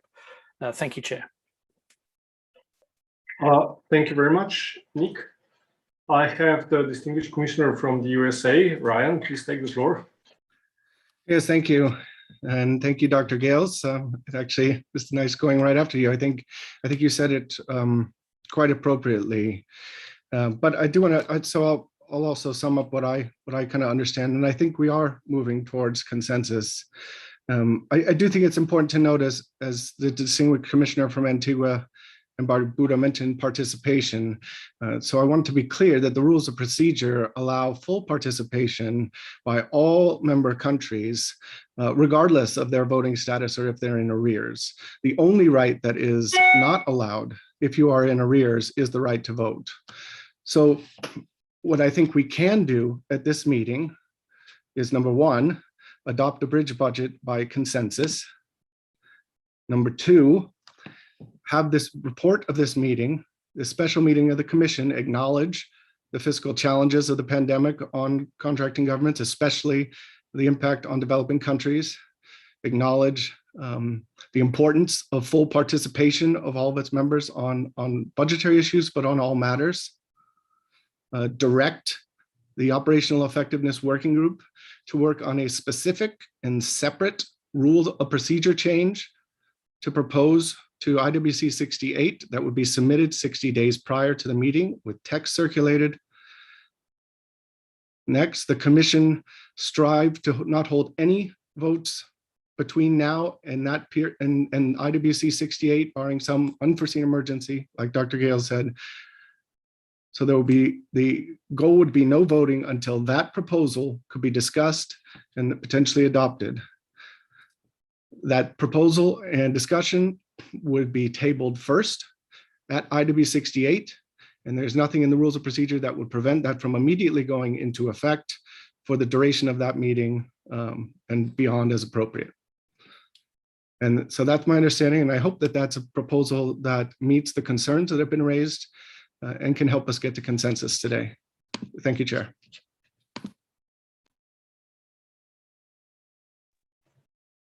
Thank you very much.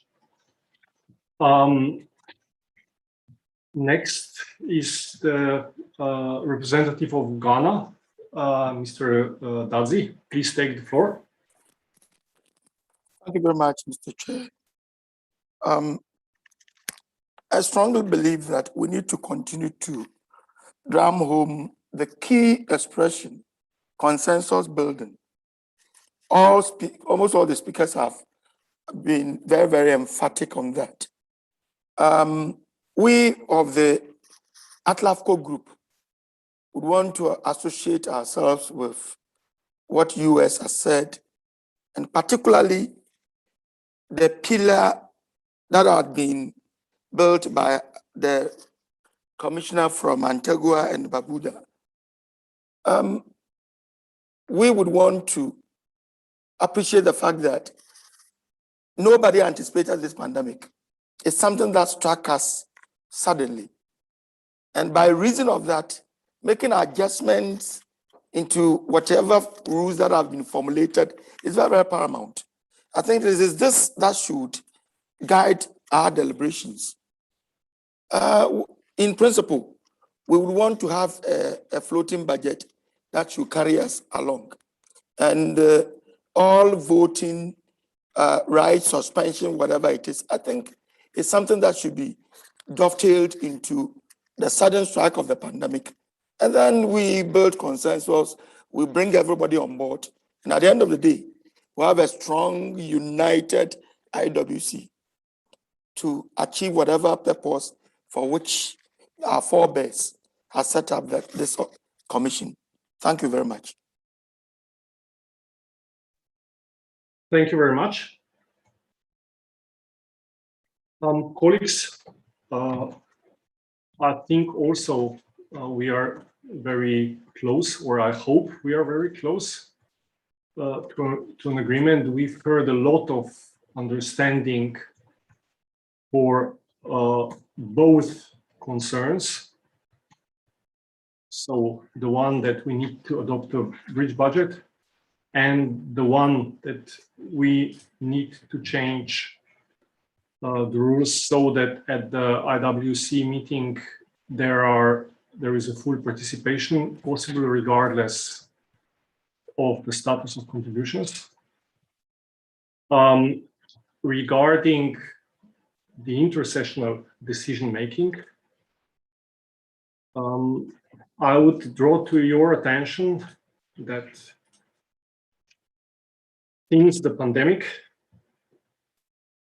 I've put forward 3 decisions, and those were the procedures, the issues that we had to address. 2 were done by postal vote, and 1 was done by silence procedure. The one that was done by postal vote was adopting of a budget, and here now we are taking a different procedure to adopt the budget. I'm pointing this out to show that there is a willingness, a strong willingness, not to exclude anybody in these extraordinary circumstances, so that all your voices can be heard, can be taken into account, and then at the end we can come to a proposal that solves our problems and is satisfactory for everyone.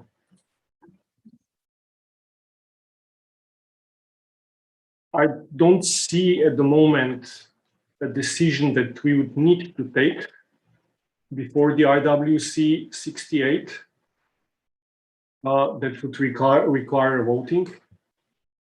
And I hope the pandemic situation won't bring us into this.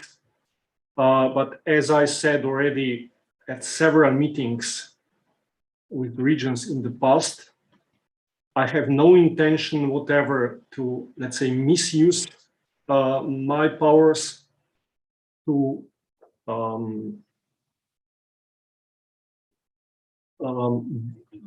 distract or disrupt the trust that was built in these years among you, the commissioners.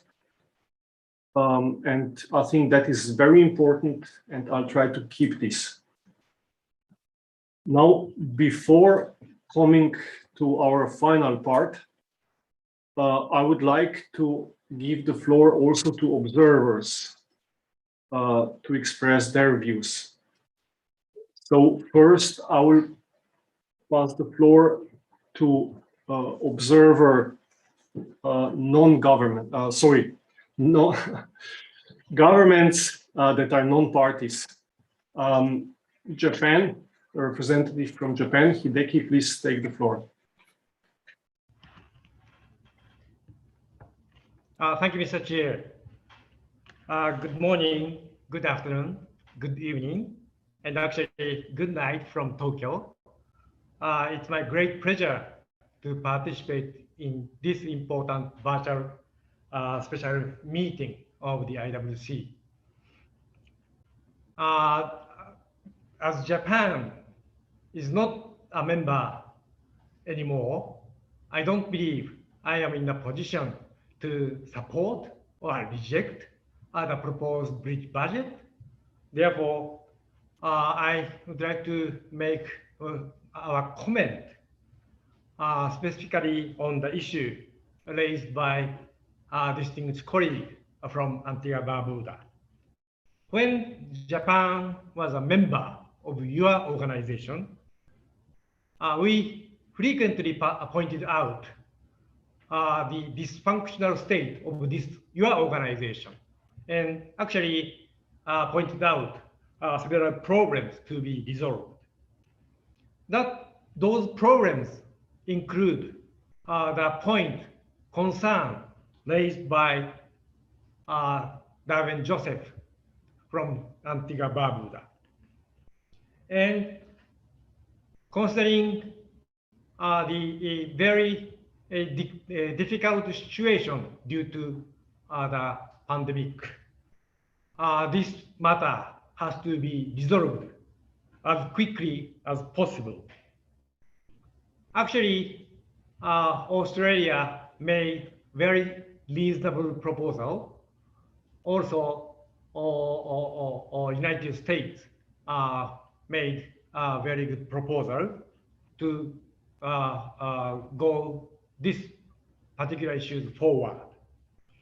But you have to note that your history clearly shows that the postponement of the important issues through international procedure did not work. And that particular approach did not provide us good result. Therefore, you have to take very special procedure to tackle and to resolve this very, very serious problem. Actually, Iceland pointed out very good point.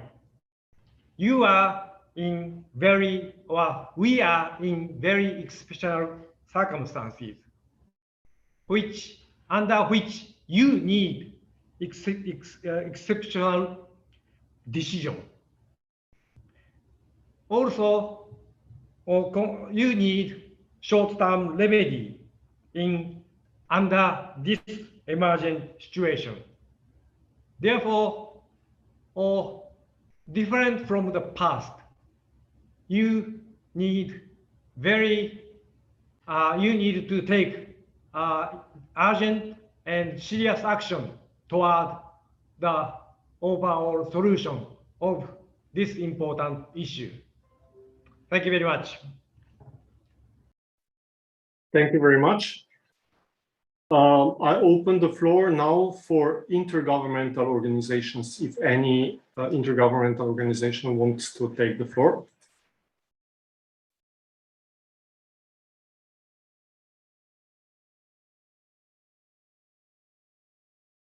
I see no intergovernmental organizations. So I open the floor for observer NGOs. And I will deal with this the way that I will ask now all the NGOs that intend to have an intervention to raise their hands, and then I will close the list.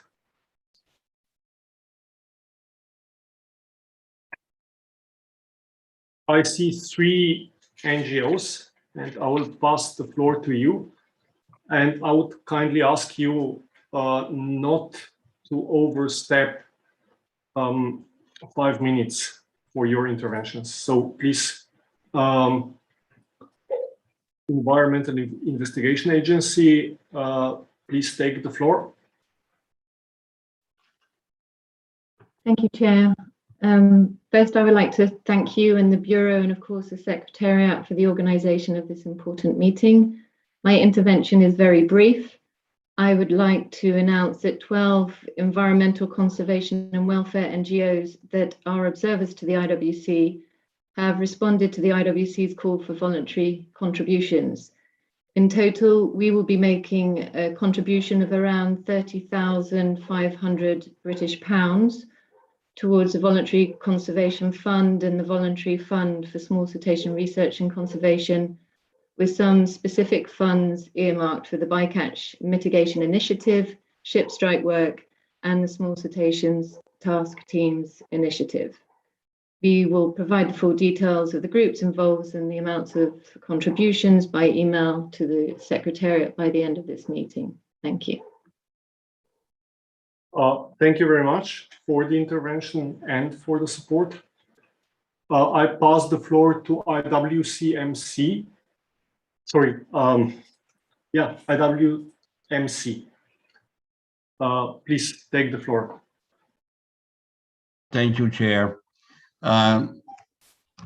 First, I would like to say that the excellent work done by Australia as chair of the Budget Committee, and of course with your assistance, Chair, and with that of the Secretary, is certainly a masterpiece of adjustment and of initiative.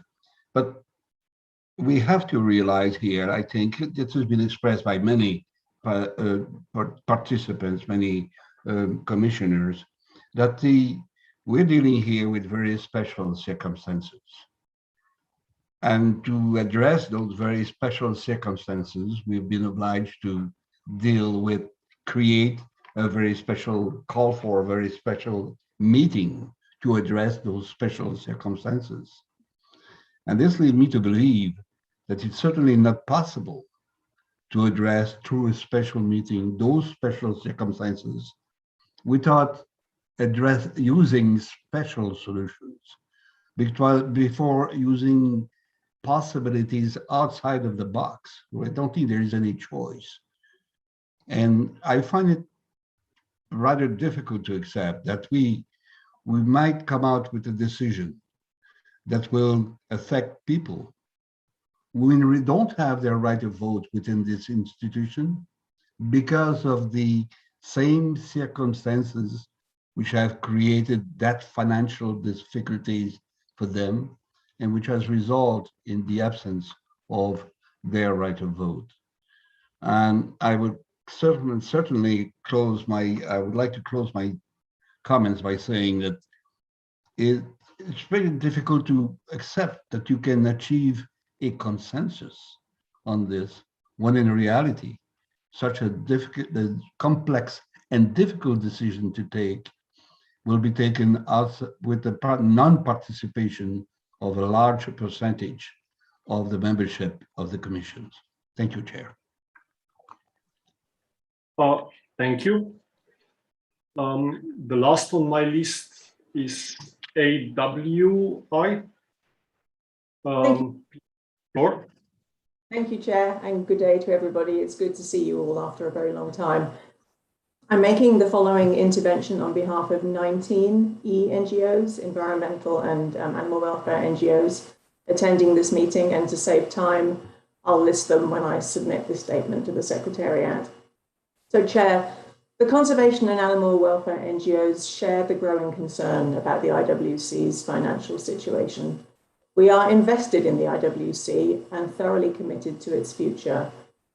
We're not only long-standing participants in IWC meetings, some of us in our 5th decade, but we're also active, like many of you, in other international fora and have experience with the operational and financial practices of comparable organizations, both multilateral environmental agreements and regional fisheries management organizations, most of which, I would note, are also currently facing increasing levels of arrears. We agree with the conclusions of the Budgetary Subcommittee's small discussion groups that the IWC can make reasonable savings, but cutting costs is only one way to balance budgets. We're disappointed that the groups gave much less consideration to increasing revenue, and we as NGOs have begun to discuss this with our individual governments, but we wanted to make some suggestions today for everyone to consider. We have suggestions for external fundraising too, but we're focused here on ways to maximize internal sources of revenue from within the Commission. In each case, we've drawn examples from the practices of other international organizations or the practice of IWC contracting governments in other fora. So none of these suggestions are new. I'm just going to outline a couple.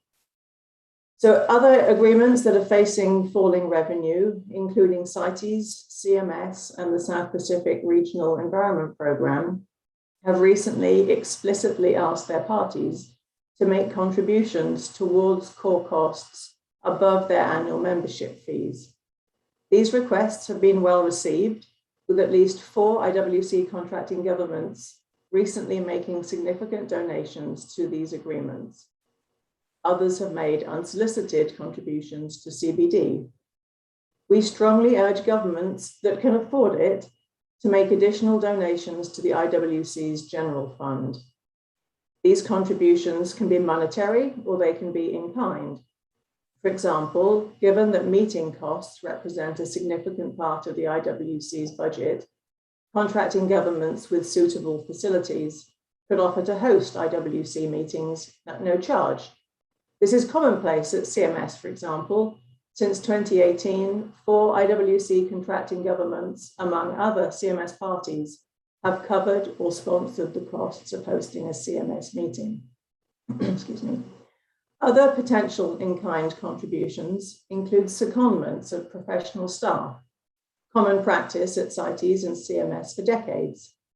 It's a win-win. The seconded professional benefits from work experience, and the Convention Secretariat gains highly qualified, likely multilingual personnel at no cost. 27 IWC contracting governments participate in the UN's Junior Professional Officer, or JPO, program. Perhaps these governments could consider making a similar arrangement with the IWC. Another focus has to be annual fees, and we do recognize the terrible financial, social, and personal challenges caused by the COVID-19 pandemic over the last 18 months and ongoing. But we urge contracting governments to prioritize their commitments to conservation and to environmental governance. Specifically, we encourage governments to endeavor to clear their arrears, pay their fees on time, and to agree an increase in fees at least in line with inflation. This would be consistent with other MEAs and RFMOs, and also in line with our own observer fees here, which have been increasing in line with inflation since 2008. Nevertheless, for one category of observer to the IWC, we believe fees should be significantly higher. At the last 5 Commission meetings, 3 member governments, including the EU Commission, have participated as observers. Another former member is participating at this meeting. Given the significant differential in wealth and influence between a nation state and an NGO, it's notable that the IWC's fees for observers from non-member governments is only £800 per representative, compared with the fee for observer NGOs, which starts at $628. We propose that the IWC reflects on the cost of observer government and sets a fee that takes into account their whaling activities and their capacity to pay, just as it does for member governments. And this, I know, would be consistent with the practice of several RFMOs. So these are just a few suggestions. We have plenty of others, including for fundraising from external sources, as I noted. But the main message we wanted to convey to you today is that the ENGOs are invested in the future of the IWC.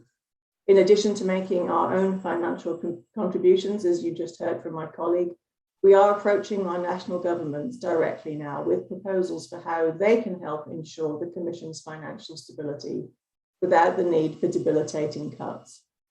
And finally, at the Commission level, we hope as these discussions on balancing budgets move forward, that observer NGOs will be included as stakeholders.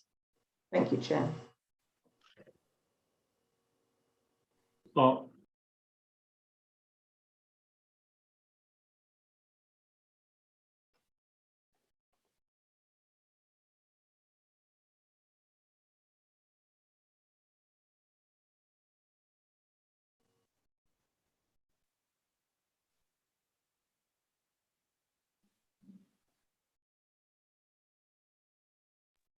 Okay, we have the text ready. Sorry.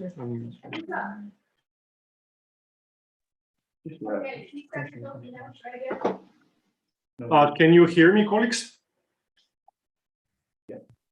Oui. Yes. Okay.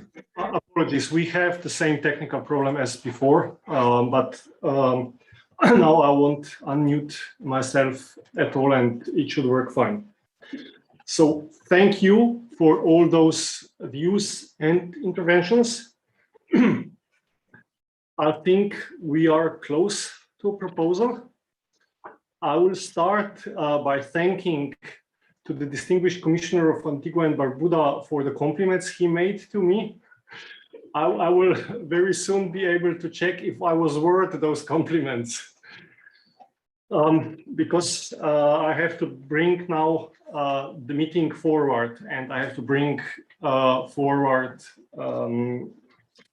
our decisions.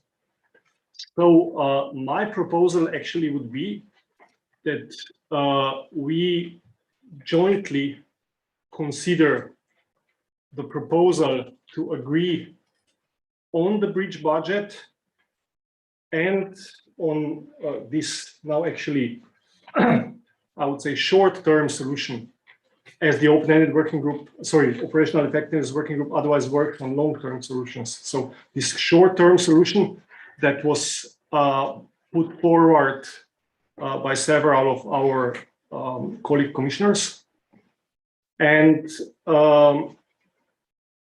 also putting in the record of the meeting those points that were brought by the commissioner from the US. So acknowledging all the concerns that were raised here on fiscal challenges, etc., and also striving not to hold any votes between now and the in-person IWC 68. I would try to do this in two phases. First would be testing the proposal, and the second one would then be looking at the precise wording of what Commission instructs to the co-chairs and what Commission agrees to do as a first order of business at the IW 68. So I would first simply ask, for the sake of time, if you can go along with my proposal, and the question would be, is there anybody that cannot go along with my proposal to deal with these two matters jointly? I don't know if from Antigua and Barbuda this is a hand or this is an applause. Because that was the sign for the applause. So I understand it was the sign for the applause. Okay. If you may, perhaps it's both, an applaud and a hand. I wish for the distinguished representative of the United States to go back over his points, because what concerned me is as I say, the interim remedial measures. And I don't see a firm commitment with regards to the absolution of that interim measure of not having any decisions by the way of vote being brought before us during the intersessional. It's not a matter of it being an attachment. It has to be an agreement going along with the approval of the budget.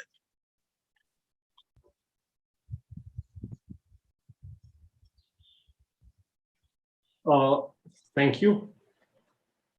So on the intersessional, I would say that's in the first place my responsibility. So I would say, as far as the rules of procedure allow,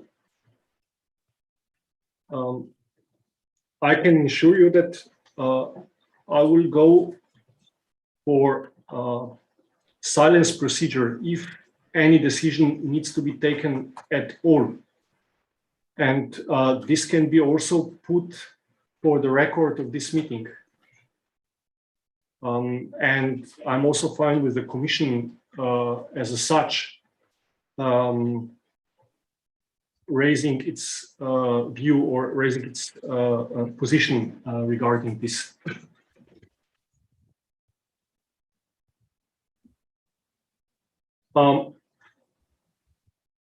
With this, I understand that the text would be acceptable. So on what is to be done in the intersessional period. So I will now read it at the dictation speed so that you all hear what we would propose, and then if needed, we can put it also on the screen so that you can see it.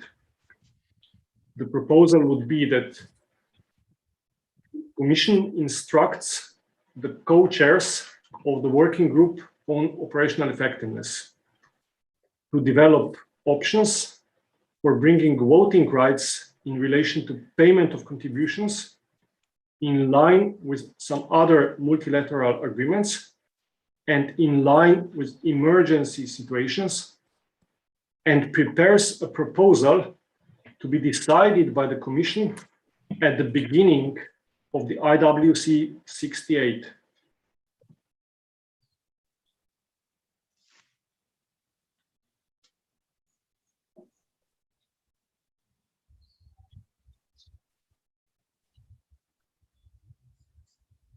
Actually, that was my, okay. Yeah, that's what Mark said. Do you want to redo it? So shall we put the text up? Okay. We have also a better or a more developed proposal. Apologies for that. I will read that one. I mean, no major differences. It's maybe clearer. That one sounds: the Commission instructs the co-chairs of the working group on operational effectiveness to develop options for possible change to our existing rules of procedure on the link between financial status and voting rights. We request that the paper is developed that considers emergency rules for voting rights in relation to payment of contributions used by other multilateral agreements. The document will be considered as a first order of business at IWC 68 to ensure it has been considered before any other issues arise that may require a vote.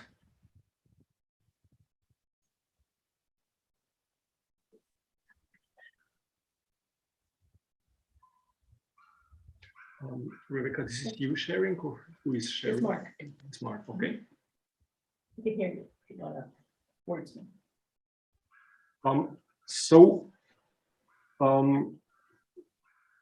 Distinguished commissioners, can you agree on this text? And can we then agree also on what will be in the record of the meeting regarding this discussion and conclusions of this discussion?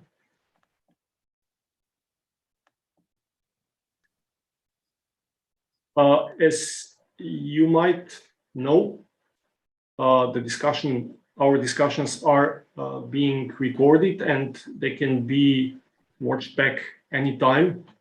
So the statements can then be seen also and listened to before our next IWC 68 meeting.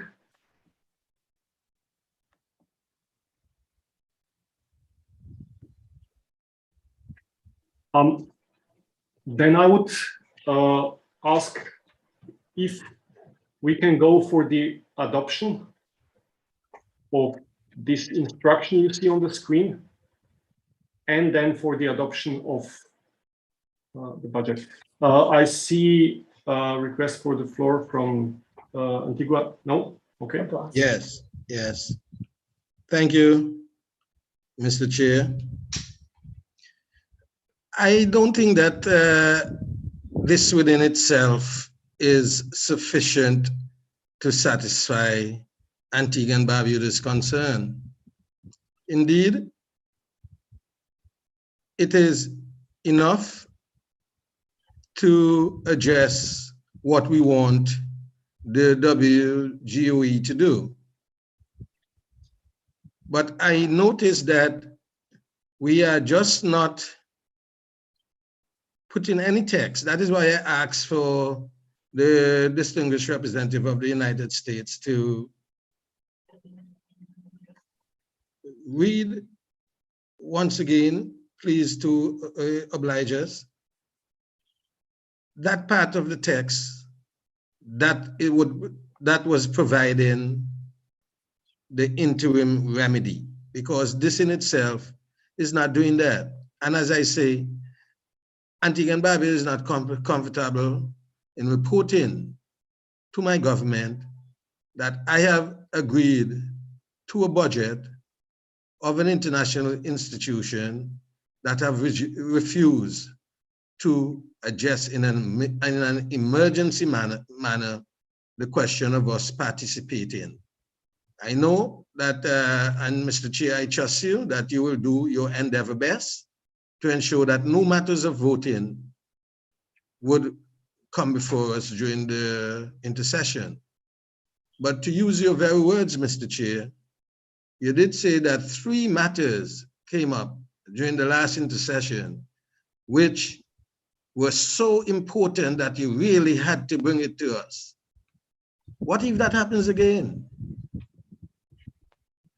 We need to instruct the Secretariat or instruct ourselves or agree amongst ourselves that we will not be deliberating on any matter that potentially requires a vote during the intercession. Something inside here, the word intercession and voting rights must be linked somewhere in this, very clearly, very responsibly. We cannot dodge the issue. Thank you. Thank you.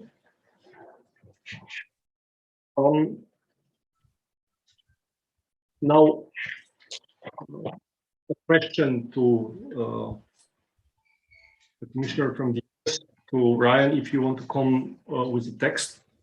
We can then also share the text, so what the Commission would acknowledge, and also the point just made by the Commissioner of Antigua and Barbuda. Ryan, I pass the floor to you.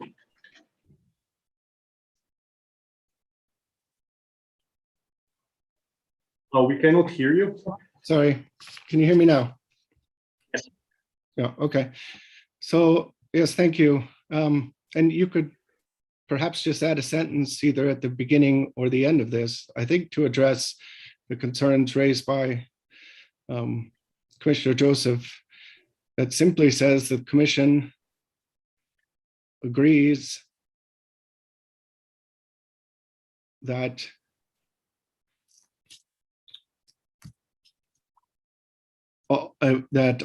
excuse me, hold on one second.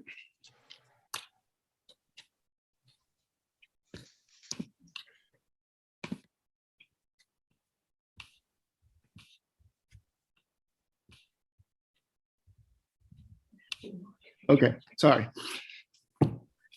The Commission agrees not to hold any votes until this matter is discussed at IWC 68.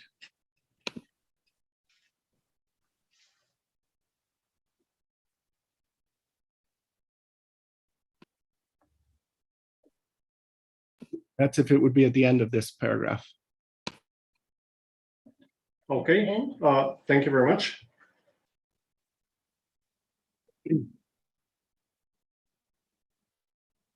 We will also put in the record that Commission acknowledges the fiscal challenges of the pandemic on contracting governments, especially the impact on developing countries, and acknowledges the importance of full participation of all its members on budgetary and other issues.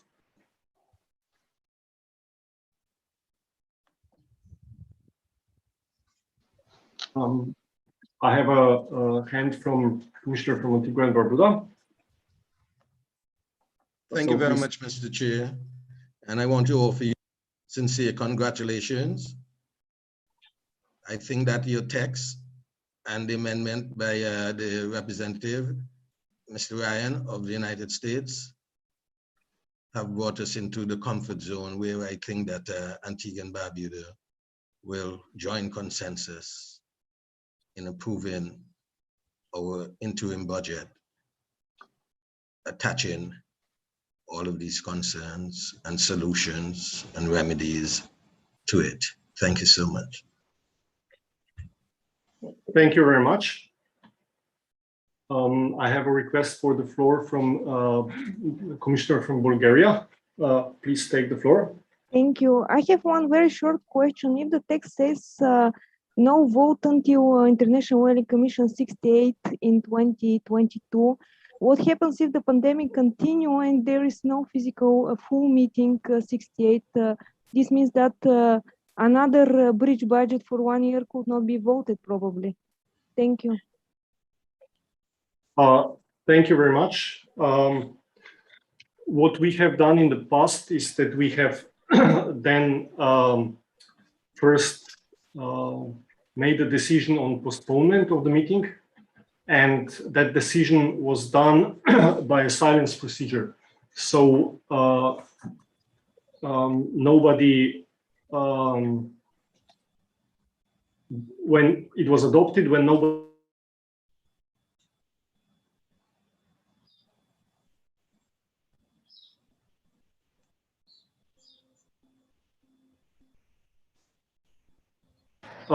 and on the budget, the procedure would then be the same as this year. We would have a virtual meeting where we would go for an agreement by consensus.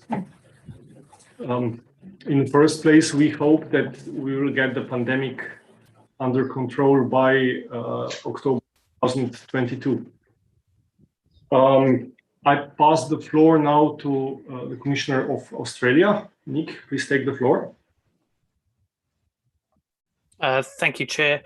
I wonder if I did wonder the same thing as a distinguished commissioner from Bulgaria, and also just in the scenario, I can't envision it, but if some matter of urgent business did arise that is entirely unforeseen that we needed to deal with prior to IWC 68, then those words may be slightly tricky.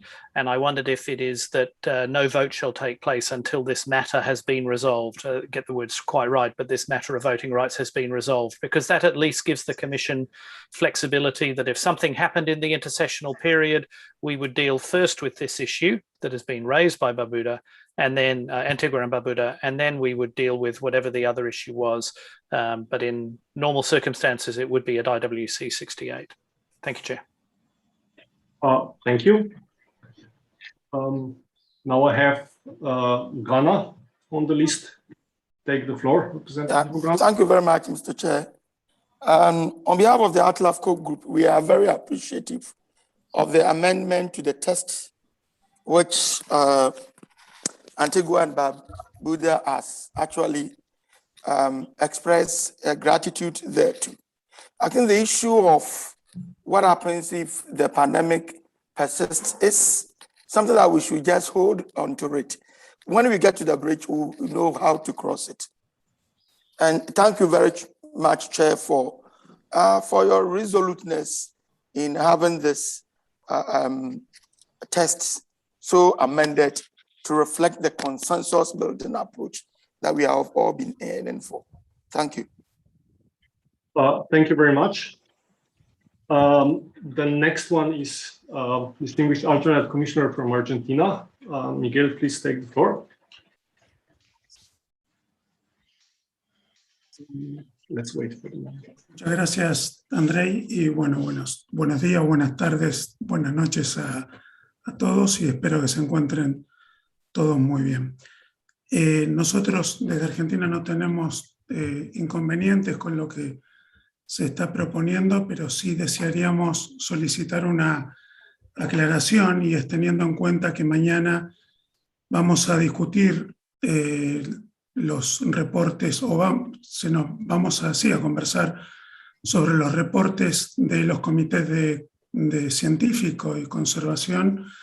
Entendemos que con la aprobación del proyecto las funciones de ambos comités no se verían alteradas habiendo adoptado el texto que recién acordamos. Para nosotros es importante escuchar algún tipo de aclaración al respecto y entendemos entonces que el texto entraría en vigencia una vez que finalice esta reunión con el fin justamente de mañana poder conocer las recomendaciones que provienen de ambos comités.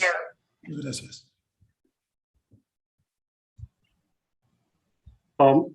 Thank you very much.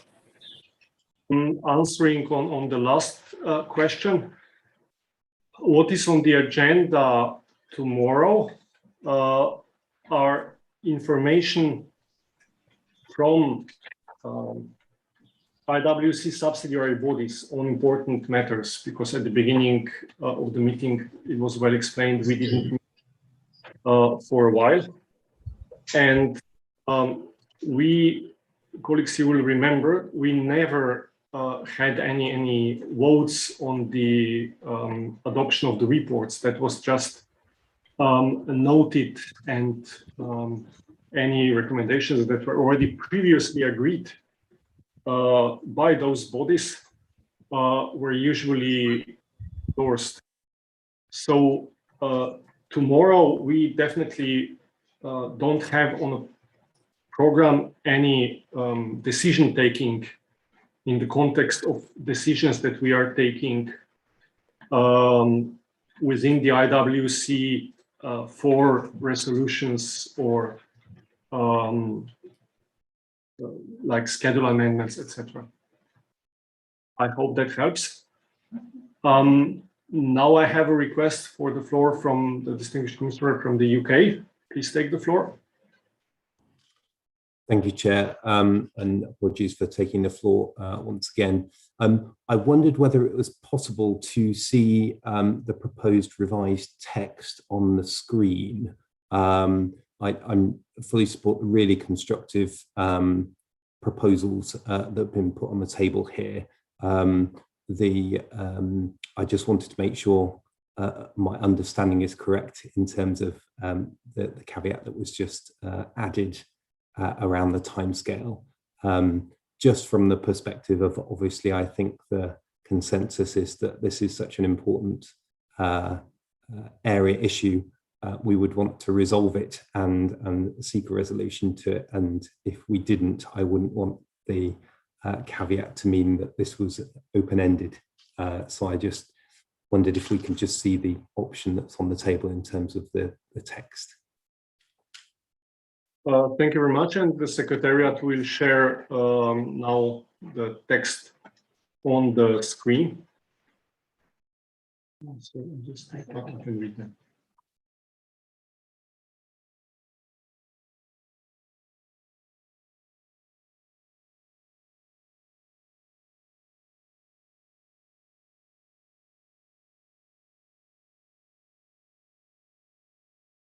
I will go through and read it once again slowly so that colleagues who are listening in other languages can also hear it in French and in Spanish. The Commission acknowledges fiscal challenges of the pandemic on the contracting parties, especially developing countries. The Commission instructs the co-chairs of the working group on operational effectiveness to develop options for a possible change to our existing rules of procedure on the link between financial status and voting rights. We request that a paper is developed that considers emergency rules for voting rights in relation to payment of contributions used by other multilateral agreements.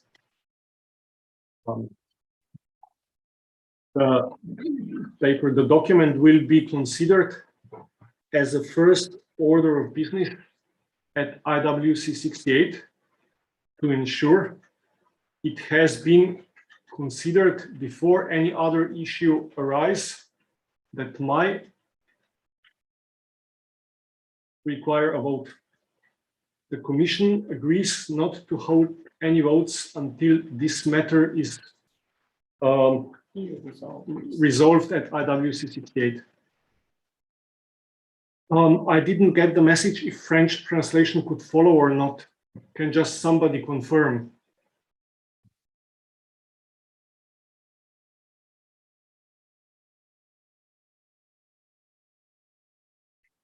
Can please a translator confirm if you could follow in French and Spanish?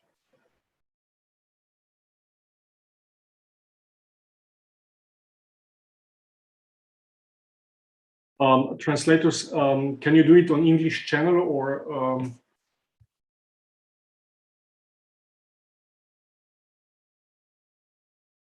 Thank you very much.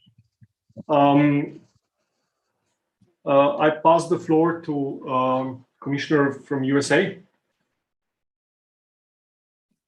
Thank you. Just to address the brackets, I think I agree with Dr. Gales from Australia. If we put the word resolved and end it there, that allows us to resolve this matter prior to IWC 68, if it happens to be postponed again. If you maintain at IWC 68, that does hold us off until whenever that in-person meeting can be held. So I think resolved period gives us the most flexibility. Thank you. Thank you. Mark, can I ask you just to change the text on the screen so that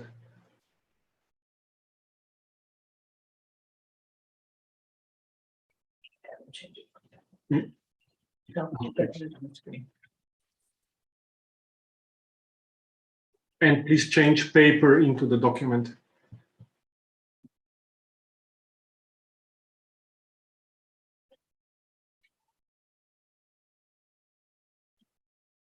And then please put it back on the screen.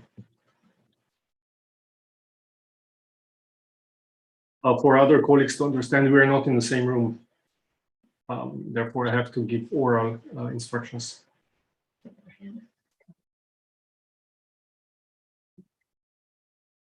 Okay, thank you very much. I pass the floor to Commissioner from Bulgaria. Please take the floor.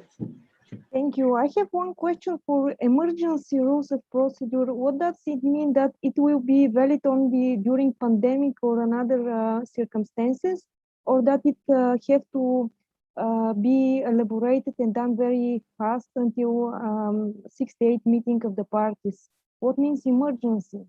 Thank you. Well, thank you very much. To my understanding and to what we have heard in this debate, what other organizations have done, they had rules for emergency situations.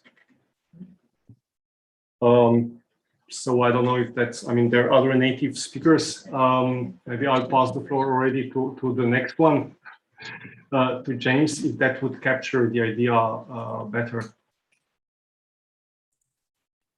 Thank you, Chair, and apologies again for taking the floor. Yeah, I think the challenge here that we're trying to get around is clearly the wish and desire that we will have to resolve the matter as quickly as possible, and try and understand, the flexibility of trying to get that resolved quickly, but understanding the possible scenarios that may play out. I think the last sentence where we are saying resolved, and I know in the previous discussion it was discussed or resolved. I just worry that without some indication of timeline there, that this might be, coming back to the points that have been made before, could extend into a longer time frame than we'd wish, and sort of setting out some sort of timeline, although caveated towards IWC 68 as in resolved before or at IWC or discussed at IWC might get us into that sort of important territory of all understanding that we are trying to resolve this in the short term and quickly because of the importance of it. So I just wanted to sort of table that to see if others had a view on the potential open-endedness of that last sentence now without the time frame in it. Thank you. Thank you very much. I would just check if adding latest at the IWC 68 would somehow address these concerns, as my notion of the US proposal was also that maybe this could be done even quicker. I pass the floor to the Commissioner of the Dominican Republic.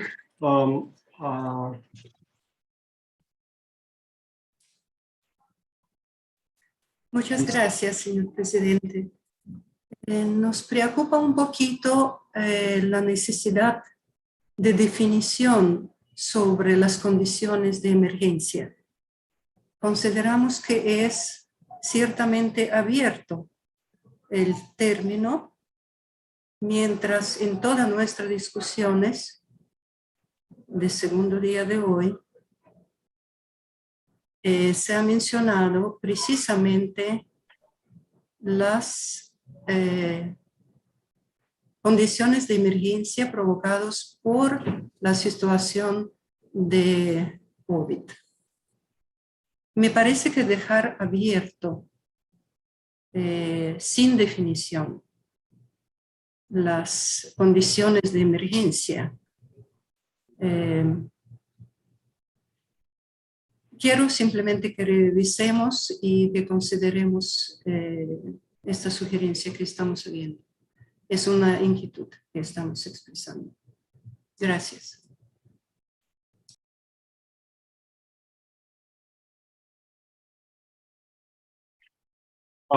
Thank you very much. Switzerland, Bruno, please take the floor. Thank you, Mr. Chair. As a non-English speaker and as having no translation in German, I have some problems with the last sentence because the Commission agrees not to hold any votes until this matter is resolved. Resolved for me means that we have a final result solution. And I'm not that sure if we can really then resolve this whole matter at the next meeting or maybe the over next. So the initial formulation was, in my view, a lot better indicating discussed. I fully agree that we have, and we should, and we can discuss this matter as first at the next meeting. But resolved for me, maybe I'm wrong, as a non-English speaker, means that the outcome is already clear, or what the outcome should be. And for me, it isn't at all clear. So I think our colleagues from the UK, James Smith, already raised a bit the concerns going in this direction. But of course, once again, I'm not an English speaker. So if you can convince me or explain me that my doubts or problems to accept the formulation we have right now are not based on a real problem or danger, then it's fine for me. But I really have some problems with the word resolved. Thank you. Thank you very much. Argentina, alternate commissioner, please take the floor. Muchas gracias, señor presidente. En relación a la cuestión que planteó mi colega Miguel Iníguez, puntualmente queríamos solicitar una aclaración adicional en relación al punto 3.2.3 de la agenda para la sesión de mañana, relativa a la presentación conjunta por los comités científico y de conservación, ya que se indica en la agenda que se solicita tanto tomar nota de estos asuntos como avalar cualquier recomendación. Por eso queríamos pedir una aclaración adicional en relación a cómo el texto que estamos debatiendo impactaría en este punto de agenda. Muchas gracias.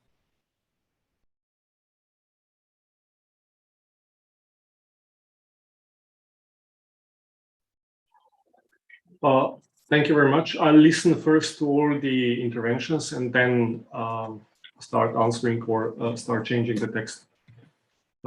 Please, Commissioner from Monaco, Frederic, please take the floor. Yes, thank you. Can you hear me? Okay. My point is exactly the same as that raised by our friend from Switzerland and to some degree by Dominican Republic. I fear that we run the risk with this open-ended last sentence to keep us involuntarily hostage of a question which is important, but should not keep us constrained like this. I see a distinction between the term resolve and reviewed or fully discussed. There is a chance that we get trapped in some semantics. Like if we don't hold a vote, that means we are going to resolve this by consensus. And if anyone blocks the consensus on this question at AWC 68, then we will never be able to go to a vote on it to discuss any other thing, any other issue.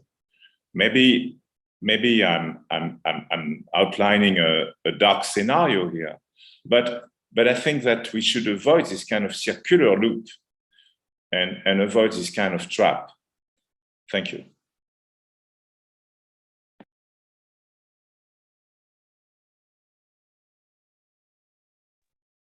Okay, it works. Thank you. The next one is Commissioner from Morocco. Please take the floor. Thank you, Mr. Chair. I'm fine with the wording of this text. But I have some suggestion for to replace the word emergency rules by something like alternative rules, exceptional rules, or provisional rules rather than emergency rules. And for the last sentence, I agree that there may be a confusion to understand when there will be a consensus. I would rather say that an alternative wording, instead of the Commission agrees, we say no vote should be carried out until the Commission discusses this issue and come out with a consensual decision. Thank you.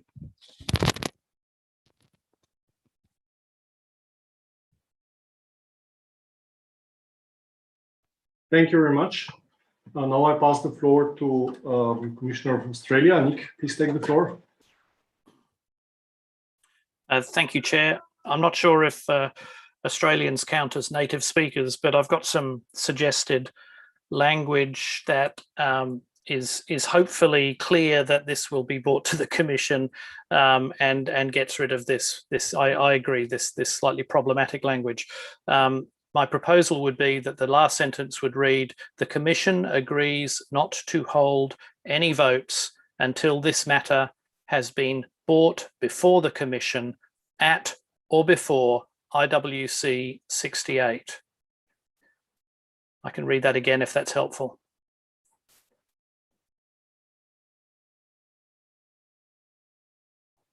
We got it, so no problem, Nick. Thank you, Chair. Should we add it to the screen? Next one is the Commissioner from Germany. Bernd, please take the floor. Yes, thank you very much, Chair. And very briefly from my side, very similar to what I have heard from colleagues from Switzerland and from Monaco. I'm not a native speaker in English as well, but I think the last sentence, especially the word resolved, is a problem. I think what I have understood from the colleague from Australia, I think it's a better wording from our point of view, or perhaps you could say this matter is addressed or something like this. But resolved is really, I think it's a problem for us as well. So very briefly from my side, thank you.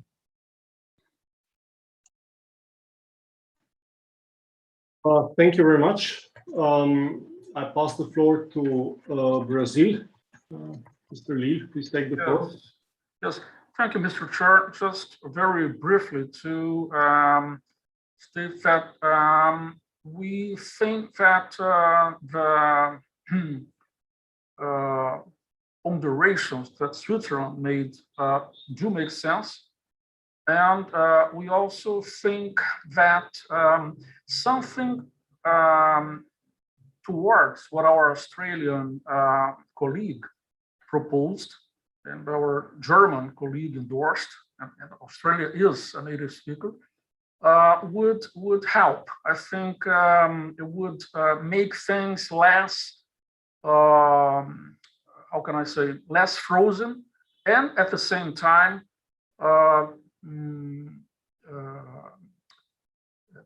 go towards the real issue that our friends from the Caribbean and the South Atlantic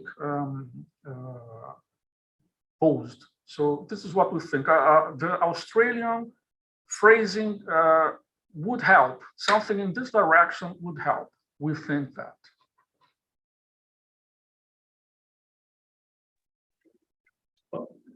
Thank you very much. I pass the floor to the Commissioner from the UK. Please take the floor. Thank you, Chair. Very short intervention. Just to say I'm very grateful to a distinguished Commissioner in Australia. I think that language does get us a lot closer to where we could be and should be on that last sentence. Thank you. Thank you very much. Commissioner from Sweden, please take the floor. Thank you, Chair. Sorry for having a bit of a bad voice, but I just also wanted to very shortly support the intervention from Australia, and that may get us out of some issues that we do not intend to create. So I just would like to support that. Thank you.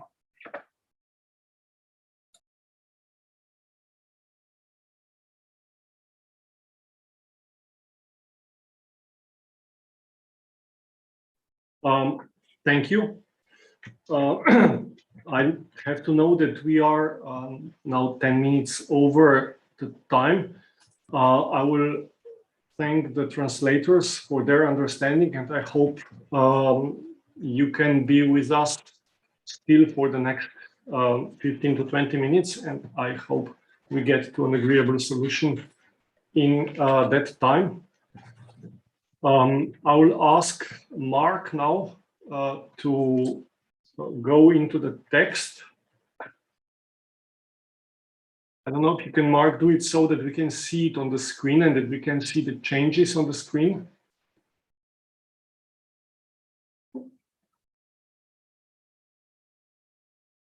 Yeah, so in the first line, please replace CPC with contracting governments.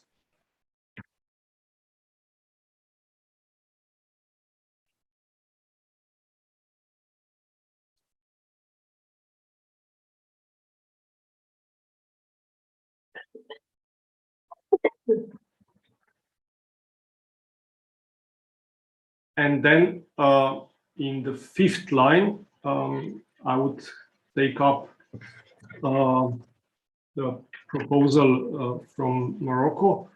So that considers not emergency, but alternative rules.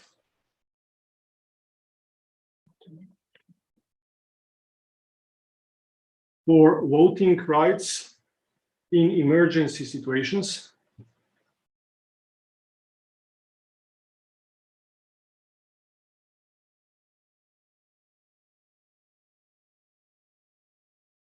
One being the COVID-19 pandemic.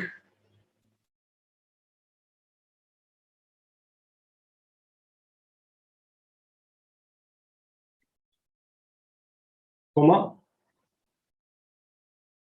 In relation. And then in the last part, brought before the Commission. You already did it, at or before IWC 68. I would suggest that we look at this text, and if there are any improvements that would be really needed are done on this text.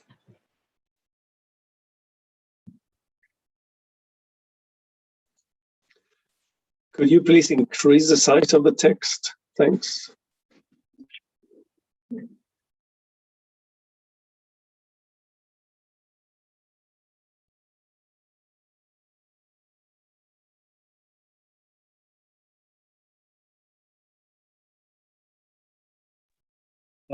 Distinguished commissioners, can we agree on this text?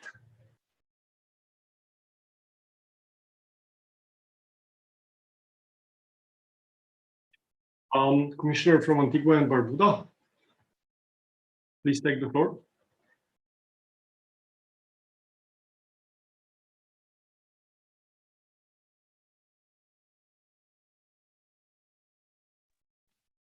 If you intend to speak, you are muted.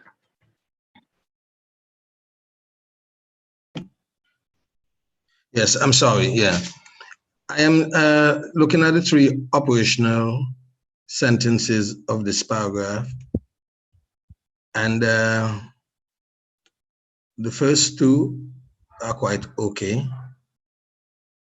The second one, which with the amendment, useful one from the distinguished Commissioner of Australia, I would just like to tweak it a little bit.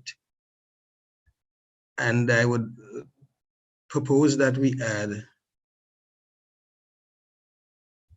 at or before for its resolution until this matter is, I'm not seeing because part of the screen is by the wording, but what I want to add is something to show that not only will this matter be brought before the Commission, but we will strive towards resolving it.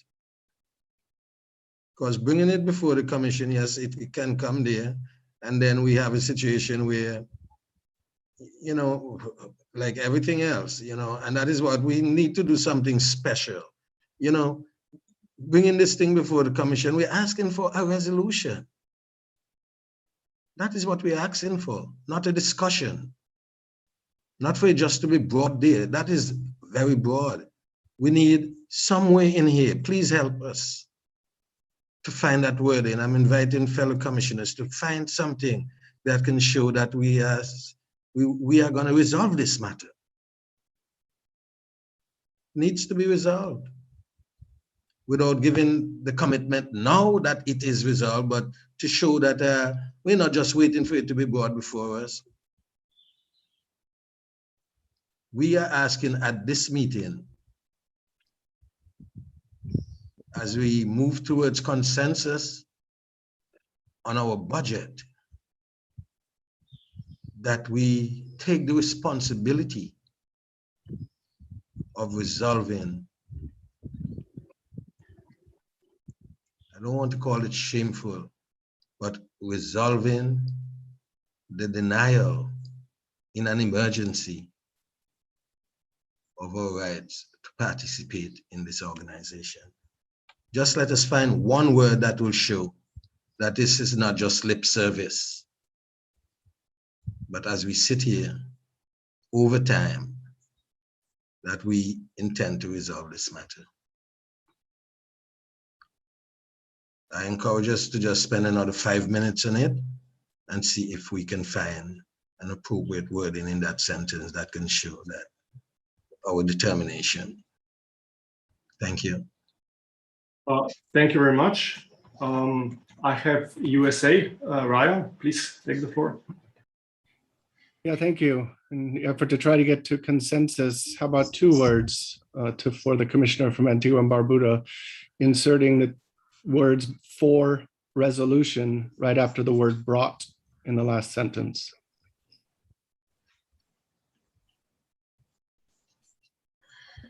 Mark, can you edit and so that everybody can see it for resolution? And please change in the beginning of previous sentence, the paper into the document. That's a formalistic chair you are having.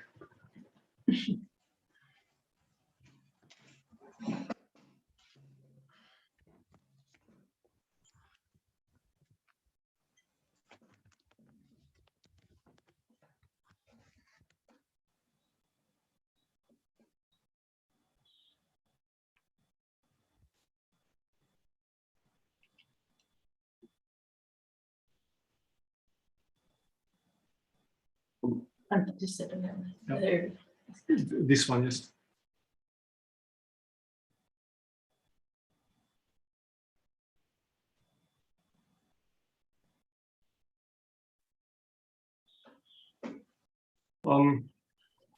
Dear commissioners, as this text addresses the main concerns, from our debate, it was clear. I mean, as I said, it's recorded on the YouTube and everybody can see it. So it's clear that there was a wide support to address the voting rights in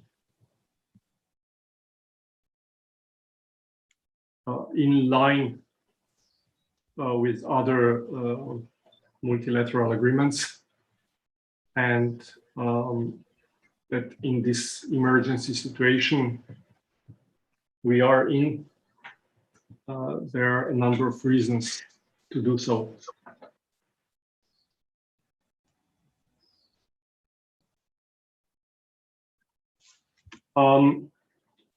I see no hands, so I would try to get an agreement. I see a hand from an observer government. Now, basically, observer governments have spoken on this. I would pass the floor still to Japan very briefly, and hope for a constructive solution or constructive contribution. Please, Japan, take the floor.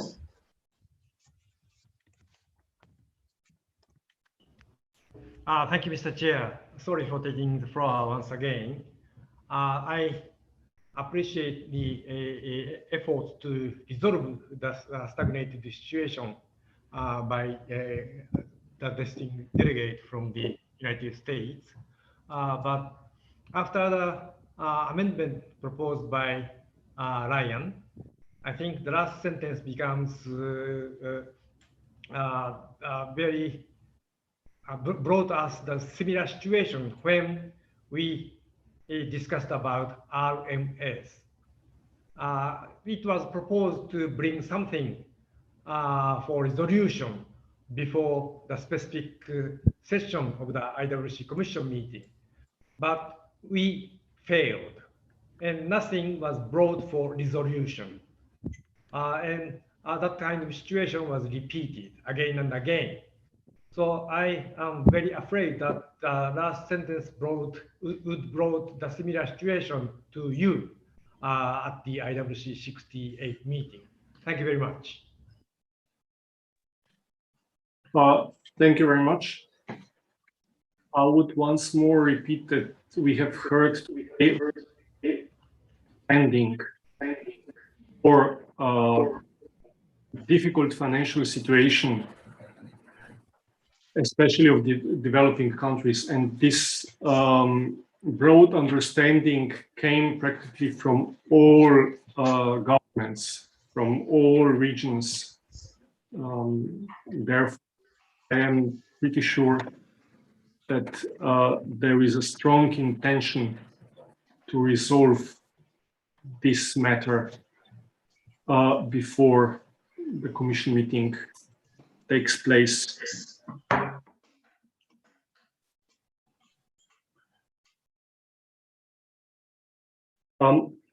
With this, I would now try to adopt both together. So this text that is on the screen and the bridge budget. And I will ask if we can adopt it by consensus. I will ask if there is any contracting government that cannot adopt both now.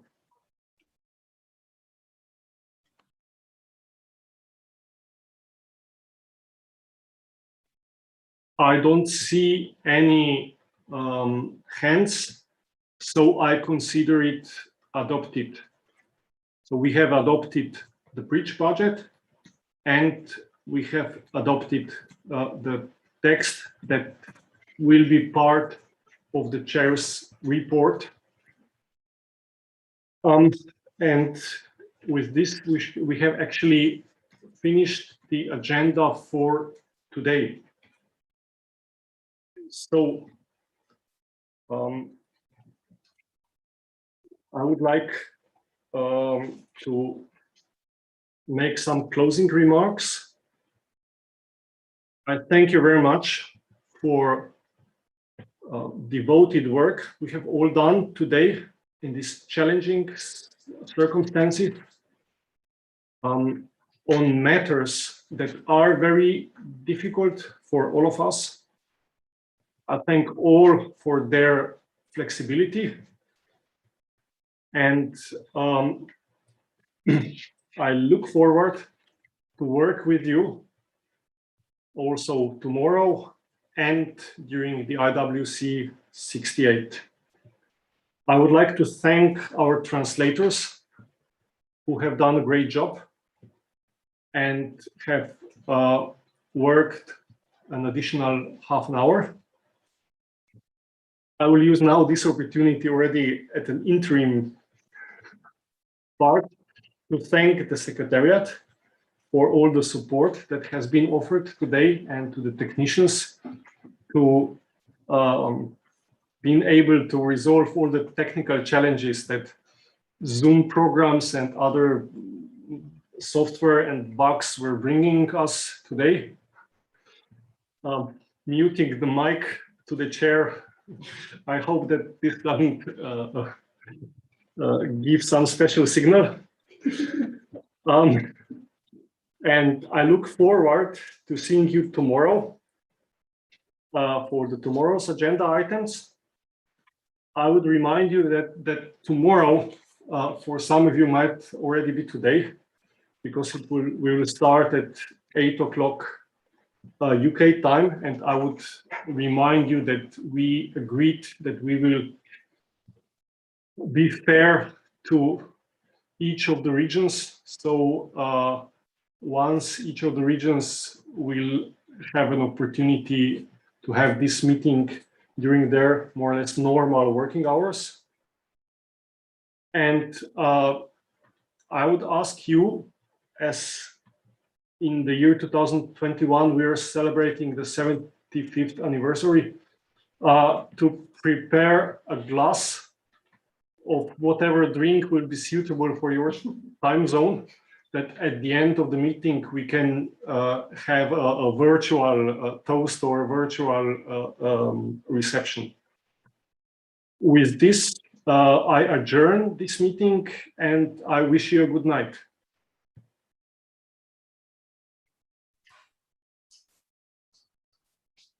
Thank you, bye. Thank you, bye. Thank you.